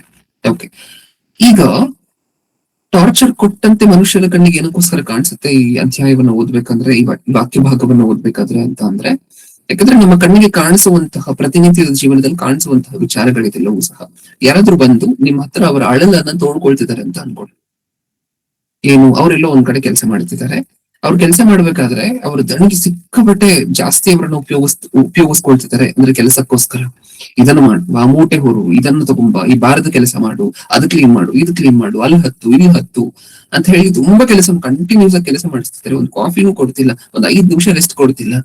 ಏಜ್ ಆಗ್ತದೆ ಅವ್ರಿಗೆ ಬೇರೆ, ಅವ್ರ ಏಜ್ ಆಗ್ತಿದ್ರು ಸಹ ಮತ್ತೆ ಮತ್ತೆ ಇದನ್ನು ಮಾಡು, ಮತ್ತೆ ಈ ಭಾರದ ವಸ್ತುವನ್ನ ಅಲ್ಲಿ ತಗೊಂಡೋಗಿಡು, ಈ ಸಿಮೆಂಟ್ ಮೂಟೆಯನ್ನು ಎತ್ಕೊಂಡು ಅಲ್ಲ ಹಾಕುವ, ಆ ಒಂದು ಸೈಜ್ ಕಲ್ಲನ್ನು ತಗೊಂಡು ಬಂದು ಇಲ್ಲಿಡು ಅಂತ ಮತ್ತೆ ಮತ್ತೆ ಮತ್ತೆ ಪ್ರೆಷರ್ ಹಾಕಿ ಮಾಡಿಸ್ಕೊಳ್ತಿದ್ದಾರೆ ಅಂತ ಅನ್ಕೊಂಡು, ಅಲ್ಲಿ ಕೆಲಸ ಮಾಡ್ತಿರುವಂತಹ ವ್ಯಕ್ತಿ ನಿಮ್ ಹತ್ರ ಬರ್ತಾನೆ ಒಂದ್ಸರಿ, ನಿಮ್ಮ ಸ್ನೇಹಿತ ಅಂತ ಅನ್ಕೊಳ್ಳಿ, ಅಲ್ಲಿ ಕೆಲಸ ಮಾಡ್ತಿರುವಂತಹ ವ್ಯಕ್ತಿ ಅಲ್ಲಿ ಬಂದು ನಿಮ್ಮ ಹತ್ರ ಏನ್ ಹೇಳ್ಕೊಳ್ತಾನೆ? ಇದು ಅದು ಅದು ಇದು ಎಲ್ಲ ಮಾಡಿಸ್ತಿದ್ದಾರೆ ನಮ್ಮ ಯಜಮಾನ ನಮ್ಮ ಕೈಯಲ್ಲಿ, ನಮ್ಮ ದಣಿ ನಮ್ಮ ಕೈಯಲ್ಲಿ, ಹೌದಾ, ನಮ್ಮ ಓನರ್ ನನ್ನ ಹತ್ರ ತುಂಬಾ ಕೆಲಸಗಳನ್ನ ಮಾಡಿಸ್ತಿದ್ದಾರೆ, ಸಾಕಾಗೋಗುತ್ತೆ ಮಾಡುವಷ್ಟರಲ್ಲಿ ಅಂತ ಆ ವ್ಯಕ್ತಿ ತನ್ನ ಅಳಲನ್ನ ತೋಡ್ಕೋಬೇಕಾದ್ರೆ ನೀವೇನಂತೀರಾ ಯಜಮಾನನ ಬಗ್ಗೆ ಒಂದ್ಸರಿ ಹೇಳ್ತೀರಾ? ಕ್ರೂರಿ ಅಂತೀವಣ್ಣ. ಏನಂತೀರಾ? ಕ್ಷಮಿಸಿ, ಕೇಳಿಸಿಲ್ಲ. ಕ್ರೂರಿ ಅಂತೀವಣ್ಣ. ಕ್ರೂರಿ ಅಂತ ಹೇಳ್ತೀರಾ ಇಲ್ವಾ? ಫೇರ್ ಅಲ್ವಾ? ಸಂಬಳ ಕೊಡ್ತಿದ್ದಾನೆ, ಓಕೆ, ಆದ್ರೆ ಅಷ್ಟೊಂದು ಕೆಲಸವನ್ನ ಮತ್ತೆ ಮತ್ತೆ ಮತ್ತೆ ಮತ್ತೆ ಮಾಡಿಸ್ಕೊಳ್ತಿದ್ದಾನಲ್ವಾ? ಏನಿ ಸಮಾಚಾರ? ಯಾರಾದ್ರೂ ಬಂದು ನಮ್ಮ ಹತ್ರ ಈ ಮಾತನ್ನ ಹೇಳ್ಬೇಕಾದ್ರೂ ಸಹ ನಾವು ಹಂಗೆ ಹೇಳ್ತೇವೆ, ನಿಜಾನೇ ಇಲ್ವಾ? ಆ ವ್ಯಕ್ತಿ ನಿಜವಾಗ್ಲೂ ಕುಡಿಯೋರಿದೆ. ಇಷ್ಟಕ್ಕೂ ಈ ಭೂಮಿ ಮೇಲೆ ಅಷ್ಟೊಂದು ಕೆಲಸ, ಮತ್ತೆ ಒಂದ್ 5 ನಿಮಿಷನೂ ರೆಸ್ಟ್ ಕೊಡದೆ, ಒಂದ್ ಕಾಫಿನೂ ಕೊಡದೆ, ಪಟ್ ಪಟ್ ಪಟ್ ಪಟ್ ಅಂತ ಬೆಳಗ್ಗೆಯಿಂದ ಸಂಜೆವರೆಗೂ ಆ ವ್ಯಕ್ತಿಗೆ ವಯಸ್ಸಿಗೆ ಮೀರಿರುವಂತಹ ಕೆಲಸಗಳನ್ನ ಮಾಡಿಸ್ಕೊಂಡು, ಆ ವ್ಯಕ್ತಿಯ ಕೆಪಾಸಿಟಿಗೆ ಮೀರಿರುವಂತಹ ಔಟ್ಪುಟ್ ಅನ್ನ ತಗೊಂಡು, ಆ ವ್ಯಕ್ತಿ ನಿಜವಾಗ್ಲೂ ಕ್ರೂರಿನೇ ಅನ್ಕೊಳ್ಳುವಂತಹದ್ದಲ್ಲ. ಈ ಭೂಮಿ ಮೇಲೆ ಅಷ್ಟೊಂದು ಟಾರ್ಚರ್ ಕೊಡ್ತಿದ್ದಾರೆ ಯಾರಾದ್ರೂ ತಮ್ಮ ಕೆಲಸದವರಿಗೆ ಅಂತ ಹೇಳಿದ್ರೆ ನಿಜವಾಗ್ಲೂ ಕ್ರೂರಿನೇ ಆ ವ್ಯಕ್ತಿ. ಯಾಕಂದ್ರೆ ಸತ್ಯವೇದ ಏನ್ ಹೇಳಿದೆ ಗೊತ್ತಾ? ಕೆಲಸದವರು ಹೇಗಿರ್ಬೇಕು ಅಂತಾನು ಹೇಳಿದೆ, ಕೆಲಸ ಕೊಟ್ಟಂತವರು ಹೇಗಿರ್ಬೇಕು ಅಂತಾನು ಹೇಳಿದೆ ಸತ್ಯವೇದ. ತುಂಬಾ ಭಾರ ಹಾಕದೆ ಕೆಲಸ ಮಾಡಿಸ್ಕೊಳ್ಳುವಂತಹದ್ರಲ್ಲಿ ಯಾವ ತಪ್ಪು ಇಲ್ಲ, ಸಂಬಳ ಕೊಡ್ತಿದೀವಿ ಅಂತ ಹೇಳಿದ್ರೆ, ಆದ್ರೆ ಆ ವ್ಯಕ್ತಿಗೆ ಆಗುವಂತಹದ್ದಾಗಿರ್ಬೇಕು ಅದು. ನೀವು ಕರ್ಕೊಂಡ್ ಬಂದ ಆ ವ್ಯಕ್ತಿನ ಇದು ಮಾಡ್ಬೇಕು ಅದು ಮಾಡ್ಬೇಕು ಅಂತ ಆ ವ್ಯಕ್ತಿಯ ಲಿಸ್ಟ್ ಮತ್ತೆ ಪ್ಲಸ್ ಪ್ಲಸ್ ಪ್ಲಸ್ ಪ್ಲಸ್ ಅಂತ ಆಡ್ ಮಾಡ್ಕೊಂಡು ಹೋದ್ರಿ ಅಂತ ಅನ್ಕೊಳ್ಳಿ. ಆ ವ್ಯಕ್ತಿಗಿರುವಂತಹ 3 ಬಾಧ್ಯತೆ ಸ್ಟಾರ್ಟಿಂಗ್ ಅಲ್ಲಿ ಮಾತಾಡಿತ್ತು, ಈಗ ಮತ್ತೆ 10 ಬಾಧ್ಯತೆ ಮಾಡಿಟ್ಟಿದ್ದೀರಾ. ನಿಮ್ ಮನೇಲಿರುವಂತಹ ಕೆಲಸ ಎಲ್ಲಾ ವ್ಯಕ್ತಿನೇ ಮಾಡ್ಬೇಕು, ಅಥವಾ ನಿಮ್ಮ ಫ್ಯಾಕ್ಟ್ರಿಲಿ ಇರುವಂತಹ ಕೆಲಸ ಎಲ್ಲಾ ವ್ಯಕ್ತಿನೇ ಮಾಡ್ಬೇಕು ಅಂತ ಹೇಳಿದಾಗ ಅದು ಅನ್ಫೇರೇ, ಅದು ನಿಜವಾಗ್ಲೂ ನ್ಯಾಯಬದ್ಧವಾಗಿರುವಂತಹದ್ದಲ್ಲದೆ ಇರುವಂತಹ ಕೆಲಸ. ಅದನ್ನೇ ತಗೊಂಡು ಬಂದು ಇಲ್ಲಿಗೆ ಅಪ್ಲೈ ಮಾಡಬಾರ್ದು. ಈ ಸಾಮ್ಯ ರೂಪದಲ್ಲಿ ಓದಿದ್ವಲ್ವಾ? ನಮ್ಮ ಫ್ರೆಂಡ್ ಒಬ್ರು ಹೇಳುವಂತಹದ್ದು ಕೇಳಿದ್ದೆ, ಕಂಟಿನ್ಯೂಸ್ ಆಗಿ ಕೆಲಸ ಮಾಡುವಂತವ್ರಿಗೆ ಮನ್ಸೇ ಇರೋದಿಲ್ಲ ಅಂತ ಈ ಸಾಮ್ಯ ರೂಪಕ್ಕೆ ಅಪ್ಲೈ ಮಾಡಬಾರ್ದು. ಅದನ್ನ ಯಾಕೆ ಅಪ್ಲೈ ಮಾಡಬಾರ್ದು? ಅದೇಂಗ್ ಬ್ರದರ್, ಈ ಭೂಮಿ ಮೇಲೆ ಮಾತ್ರ ಅದು ಅಪ್ಲೈ ಆಗುತ್ತೆ, ಯಾಕೆ ದೇವ್ರಿಗೆ ಅಪ್ಲೈ ಆಗಲ್ವಾ? ಅದು ದೇವ್ರ ಸ್ಪೆಷಲ್? ದೇವ್ರನ್ನ ನಾವು ಯಜಮಾನನ ಸ್ಥಾನದಲ್ಲಿ ಇಟ್ಟಿದೀವಿ ಅಂದ್ರೆ, ನಾವು ಆಳುಗಳ ಸ್ಥಾನದಲ್ಲಿ ಇದ್ದೀವಿ ಅಂತ ಹೇಳಿದ್ರೆ ದೇವ್ರೇನ್ ಸ್ಪೆಷಲ್? ಈ ಭೂಮಿ ಮೇಲೆ ಯಾರಾದ್ರೂ ಮತ್ತೆ ರೆಸ್ಟ್ ಕೊಡದೆ ಕಂಟಿನ್ಯೂಸ್ ಆಗಿ ಕೆಲಸ ಮಾಡುವಂತವ್ರು ನಾವು ಕ್ರೂರಿ ಅಂತ ಕರೆದ್ರೆ, ದೇವ್ರನ್ನು ಕ್ರೂರಿ ಅಂತಾನೆ ಕರಿತೀವಿ ಅಂತ ನೀವ್ ಅಂದ್ರೆ, ನಾನು ಇನ್ನೊಂದು ಪ್ರಶ್ನೆ ಕೇಳಲ್ಲ ನಿಮಗೆ. ಓಕೆ, ಚಿಕ್ಕ ವಯಸ್ಸಲ್ಲಿ ಅಂದ್ರೆ ನಿಮ್ಗೆ ಸುಮಾರು ಒಂದು 6 ವರ್ಷ ಇದೆ ಅಂತ ಅನ್ಕೊಳ್ಳಿ, 6 years, ಫಸ್ಟ್ ಸ್ಟ್ಯಾಂಡರ್ಡ್ ಅಲ್ಲಿ ಇದ್ದೀರ. ಈಗ ಫಸ್ಟ್ ಸ್ಟ್ಯಾಂಡರ್ಡ್ ಅಲ್ಲಿ ಇರುವಂತಹ ನಿಮಗೆ ನಿಮ್ಮ ತಂದೆ ಕೊಡುವಂತಹ ಕೆಲಸಗಳನ್ನು ಒಂದ್ಸರಿ ಹೇಳ್ತೀರಾ ನನಗೆ? ಅಥವಾ ನಿಮ್ಮ ತಾಯಿ ಕೊಡುವಂತಹ ಕೆಲಸಗಳನ್ನು ಹೇಳ್ತೀರಾ? ಬೇಡ, ತಾಯಿಯನ್ನ ಪಕ್ಕ ಇಟ್ಬೇಡ, ತಂದೆ ಸ್ಥಾನದಲ್ಲಿರುವಂತಹ ದೇವರೇ ಆಗಿರುವುದರಿಂದ ತಂದೆ ಕೊಡುವಂತಹ ಕೆಲಸವನ್ನ ಮಾತ್ರ ಯೋಚನೆ ಮಾಡಿ ಹೇಳಿ ನನಗೆ. ಅಂಗಡಿ ಕಳಿಸ್ತಾರ ನಿಮ್ಮನ್ನು, ತಂದೆ ಊಟ ಕುತ್ಕೊಂಡ್ರು ಅಂತ ಅನ್ಕೊಳ್ಳಿ, ಮೊಸರಿಲ್ಲ ಊಟದಲ್ಲಿ, ಆಹಾರ ತಿನ್ಬೇಕಾದ್ರೆ ಮೊಸರು ಬೇಕು, ಮೊಸರು ಹಾಕೋಬೇಕು ಊಟಕ್ಕೆ, ಮೊಸರಿಲ್ಲ. ಇವಾಗ ಯಾರನ್ನು ಕಳಿಸ್ತಾರೆ? ಅಪ್ಪನನ್ನ ಕಳಿಸ್ತೀನಿ. ಅಪ್ಪನನ್ನು ಕಳಿಸ್ತಾರೆ. ನೀವು ಇದೆಯಲ್ಲ ಮನೇಲಿ 1ನೇ ಕ್ಲಾಸ್ 2ನೇ ಕ್ಲಾಸ್ ಓದ್ತಿರುವಂತವ್ರು, ನಿಮ್ಮನ್ನೆಲ್ವ ಕಳಿಸುವಂತಹದ್ದು? ನೀವು ಆ 1ನೇ ಕ್ಲಾಸ್ 2ನೇ ಕ್ಲಾಸ್ ನಿಮ್ಗೆ ನಡೆದಾಟ ಚೆನ್ನಾಗ್ ಬರುತ್ತೆ, ನಿಮ್ಗೆ ಅಂಗಡಿ ಎಲ್ಲಿ ಅಂತ ಗೊತ್ತಾಯ್ತು. ಇವಾಗ ಡ್ಯಾಡಿ ಹೋಗ್ತಾರ ಅಂಗಡಿಗೆ? ಯಾರನ್ನ ಕಳಿಸ್ತಾರೆ? ನಾವು ಹೋಗ್ತೀವಿ. ನೀವೇ ಹೋಗ್ಬೇಕಲ್ವಾ? ನಿಮ್ಗೆ 1ನೇ ಕ್ಲಾಸ್ 2ನೇ ಕ್ಲಾಸ್ 3ನೇ ಕ್ಲಾಸ್ ಅಲ್ಲಿ ಇರ್ಬೇಕಾದ್ರೆ ನಿಮ್ ಮನೇಲಿ ಕೊಟ್ಟಂತ ಕೆಲಸಗಳ ಬಗ್ಗೆ ಒಂದ್ಸರಿ ಯೋಚನೆ ಮಾಡಿ ನೋಡ್ಕೊಳ್ಳಿ. ಒಂದು ಮೊಸರು ಖಾಲಿ ಆಯ್ತಾ ನೀವೇ ತಗೊಂಡ್ ಬರ್ಬೇಕು. ಬೆಳಿಗ್ಗೆ ಪ್ರತಿದಿನ ಎದ್ರೆ ಹಾಲು ನೀವೇ ತಗೊಂಡ್ ಬರ್ಬೇಕು. ನಿಜನಾ? ಡ್ಯಾಡಿ ಏನಾದ್ರು ಬೈಕಲ್ಲೋ ಕಾರಲ್ಲೋ ಏನಾದ್ರು ಮರ್ತು ಬಂದ್ರೆ, ಫೋನ್ ಮರ್ತು ಬಂದಿದೆ ಅಂತ ಅನ್ಕೊಳ್ಳಿ, ಯಾರನ್ನ ಕಳಿಸ್ತಾರೆ ತಗೊಂಡ್ಬರ್ಲಿಕ್ಕೆ? ನಿಮ್ಮನ್ನೇ. ಡ್ಯಾಡಿ ಫೋನಲ್ಲಿ ಚಾರ್ಜಿಂಗ್ ಖಾಲಿ ಆಯ್ತು ಅಂತ ಅನ್ಕೊಳ್ಳಿ, ಬಾರೋ ಇಲ್ಲ ಒಂದ್ ಸ್ವಲ್ಪ ಚಾರ್ಜಿಂಗ್ ಹಾಕೋ ಫೋನ್. ಕಾಲ್ ಬಂತು ಅಂತ ಅನ್ಕೊಳ್ಳಿ, ಚಾರ್ಜಿಂಗ್ ಹಾಕಿರ್ಬೇಕಾದ್ರೆ ಯಾರು ಮತ್ತೆ ತಗೊಂಡ್ ಬಂದ್ ಕೊಡ್ಬೇಕು ಫೋನ್ ಅನ್ನ? ಚಾರ್ಜಿಂಗ್ ಹಾಕಿರುವಂತ ಫೋನ್ ಅನ್ನ ಯಾರು ತಗೊಂಡ್ ಬಂದ್ ಕೊಡ್ಬೇಕು? ಮಗನೇ ಮಗು. ಅದಾದ್ಮೇಲೆ ಡ್ಯಾಡಿ ಸ್ನಾನಕ್ ಹೋದ್ರು, ಟವಲ್ ಮತ್ಬಿಟ್ಟು ಹೊರಟೋಗಿದ್ದಾರೆ. ಈಗ ಯಾರು ತಗೊಂಡ್ ಬಂದ್ ಕೊಡ್ಬೇಕು? ನೀವೇ. ನಿಜನಾ? ಕೇಳ್ತಾರೆ ಒಂದ್ಸಾರಿ, ಎಲ್ಲಿದ್ಯಾ? ಅಂದ್ರೆ ಅವ್ರ ಹೆಂಡತಿಯನ್ನು ಕೇಳ್ತಾರೆ ಒಂದ್ಸಾರಿ, ಟವಲ್ ಅನ್ನು ತಗೊಂಡ್ ಬಂದ್ ಕೊಡ್ತೀಯಾ? ಇಲ್ಲ ರೀ, ಅಡ್ಗೆ ಮಾಡ್ತಿದೀನಿ. ನೆಕ್ಸ್ಟ್ ಆಪ್ಷನ್ ಉಳಿದಿರುವಂತಹದ್ದು ಯಾರು? ನೀವೇ ತಗೊಂಡ್ ಬಂದ್ ಕೊಡ್ಬೇಕು ಟವಲ್ ಅನ್ನ ಮತ್ತೆ. ಅದಾದ್ಮೇಲೆ ಇತರೆ ಉಳಿದಿರುವಂತಹ ಎಲ್ಲಾ ಕೆಲಸಗಳು ಸಹ ನಿಮ್ ಕೈಯಲ್ಲೇ ಮಾಡಿಸಿರುವಂತಹದ್ದು, ನೀವು ಚಿಕ್ಕವ್ರು ಇರ್ಬೇಕಾದ್ರೆ. ಇದು ನ್ಯಾಯನಾ? ನ್ಯಾಯವೇ. ನ್ಯಾಯನಾ? ಕಳಿಸ್ಬೇಕು. ಅನ್ಯಾಯ ಅಂತ ಅನ್ಸುತ್ತೆ. ಕಳಿಸ್ಬೇಕು. ಇಲ್ಲ. ಯಾಕೆ ಅನ್ಯಾಯ ಅನ್ಸೋದಿಲ್ಲ? ಫೋನ್ ಚಾರ್ಜಿಂಗ್ ಹಾಕುವಂತವ್ರು ನೀವೇ, ಫೋನ್ ಮತ್ತೆ ಕಾಲ್ ಬಂದ್ರೆ ಚಾರ್ಜಿಂಗ್ ಹಾಕಿರ್ಬೇಕಾದ್ರೆ ಅದನ್ನ ತಗೊಂಡ್ ಬಂದ್ ಕೊಡುವಂತವ್ರು ನೀವೇ, ಹೌದಾ? ಟವಲ್ ಮರ್ತ್ಬಿಟ್ಟು ಹೋದ್ರೆ ಕೊಡುವಂತವ್ರು ನೀವೇ, ಗಾಡಿಲಿ ಏನಾದ್ರು ಮರ್ತ್ಬಿಟ್ಟು ಬಂದ್ರೆ ಅದನ್ನ ತಗೊಂಡ್ ಬಂದ್ ಕೊಡುವಂತವ್ರು ನೀವೇ. ನಿಜನಾ? ನಮ್ಮ ಕೈಯಲ್ಲಿ ಆಗೋ ಕೆಲಸ ಮಾತ್ರ ಕೊಡ್ತಾರೆ, ದೊಡ್ಡದ್ ಕೊಡಲ್ಲ. ಓಕೆ, ನೋಡೋಣ ಏನ್ ರೀಸನ್ ಅಂತ ಹೇಳಿ. ಅಂದ್ರೆ ಡ್ಯಾಡಿ ಇಲ್ಲಿ ಕೂತಿದ್ದಾರೆ ಅಂತ ಅನ್ಕೊಳ್ಳಿ, ಅಲ್ಲಿ ಅಷ್ಟು ದೂರದಲ್ಲಿ ಒಂದು ಐಟಮ್ ಇದೆ, ಇವ್ರು ಹೋಗಿ ತಗೊಳ್ಳೋದಿಲ್ಲ, ಮಗನ್ಗೆ ಹೇಳ್ತಾರೆ. ಅಂದ್ರೆ ಚಿಕ್ಕ ಹುಡುಗ ಅಲ್ವಾ, ಮಗುವಿನ 3ನೇ ಕ್ಲಾಸ್ 2ನೇ ಕ್ಲಾಸ್ ಹೋಗ್ತಿದ್ದಾರೆ, ಅದನ್ನ ತಗೊಂಡ್ ಬಂದ್ಕೊಡು, ಇದನ್ನ ತಗೊಂಡ್ ಬಂದ್ಕೊಡು, ಅಲ್ಲಿರುವಂತಹದನ್ನ ತಗೊಂಡ್ ಬಂದ್ಕೊಡು. ಇನ್ನು ಮಮ್ಮಿ ಇರುವಂತ ಕೆಲಸಗಳಿಗೆ ಅಂತ್ಯವೇ ಇಲ್ಲ. ಪಾತ್ರೆ ತೊಳಿಬೇಕಾದ್ರೆ ಸರ್ಫ್ ಎಕ್ಸೆಲ್ ತಗೋಬಾರೋ, ಅದ್ ತಗೋಬಾರೋ, ಬಟ್ಟೆ ಹೋಗಿಬೇಕಾದ್ರೆ ವೀಲ್ ಸೋಪ್ ತಗೊಂಬಾರೋ. ನಿಜಾನ? ಪ್ರತಿಯೊಂದರಲ್ಲೂ ಸಹ ಮನೇಲಿ ಎಣ್ಣೆ ಖಾಲಿ ಆದ್ರೆ ಎಣ್ಣೆ ತಗೊಂಡ್ ಬರೋರು ನಾವೇ, ಬೇಳೆ ಖಾಲಿ ಆದ್ರೆ ಬೇಳೆ ಅಂಗಡಿಗೆ ಹೋಗಿ ತಗೊಂಡ್ ಬರುವಂತವ್ರು ನಾವೇ, ಹಾಲು ತಗೊಂಡ್ ಬಂದ್ ಕೊಡುವಂತವ್ರು ನಾವೇ. ಪ್ರತಿ ನಿತ್ಯ ಚಿಕ್ಕ ವಯಸ್ಸಲ್ಲಿ ಇರ್ಬೇಕಾದ್ರೆ ಎಷ್ಟ್ ಕೆಲಸವನ್ನ ಮಾಡಿದಿರೋ ನೀವು ಲೆಕ್ಕನೇ ಇಲ್ಲ ಪಾಪ. ನಿಜಾನ? ಇದೆಲ್ಲ ಮಾಡಿರ್ಬೇಕಾದ್ರೆ ಯಾವತ್ತಾದ್ರೂ ನೀವ್ ಅದನ್ನ ಇದು ಭಾರ ಅಂತ ಅನ್ಕೊಂಡ್ ಮಾಡಿದೀರಾ? ಇಲ್ಲ.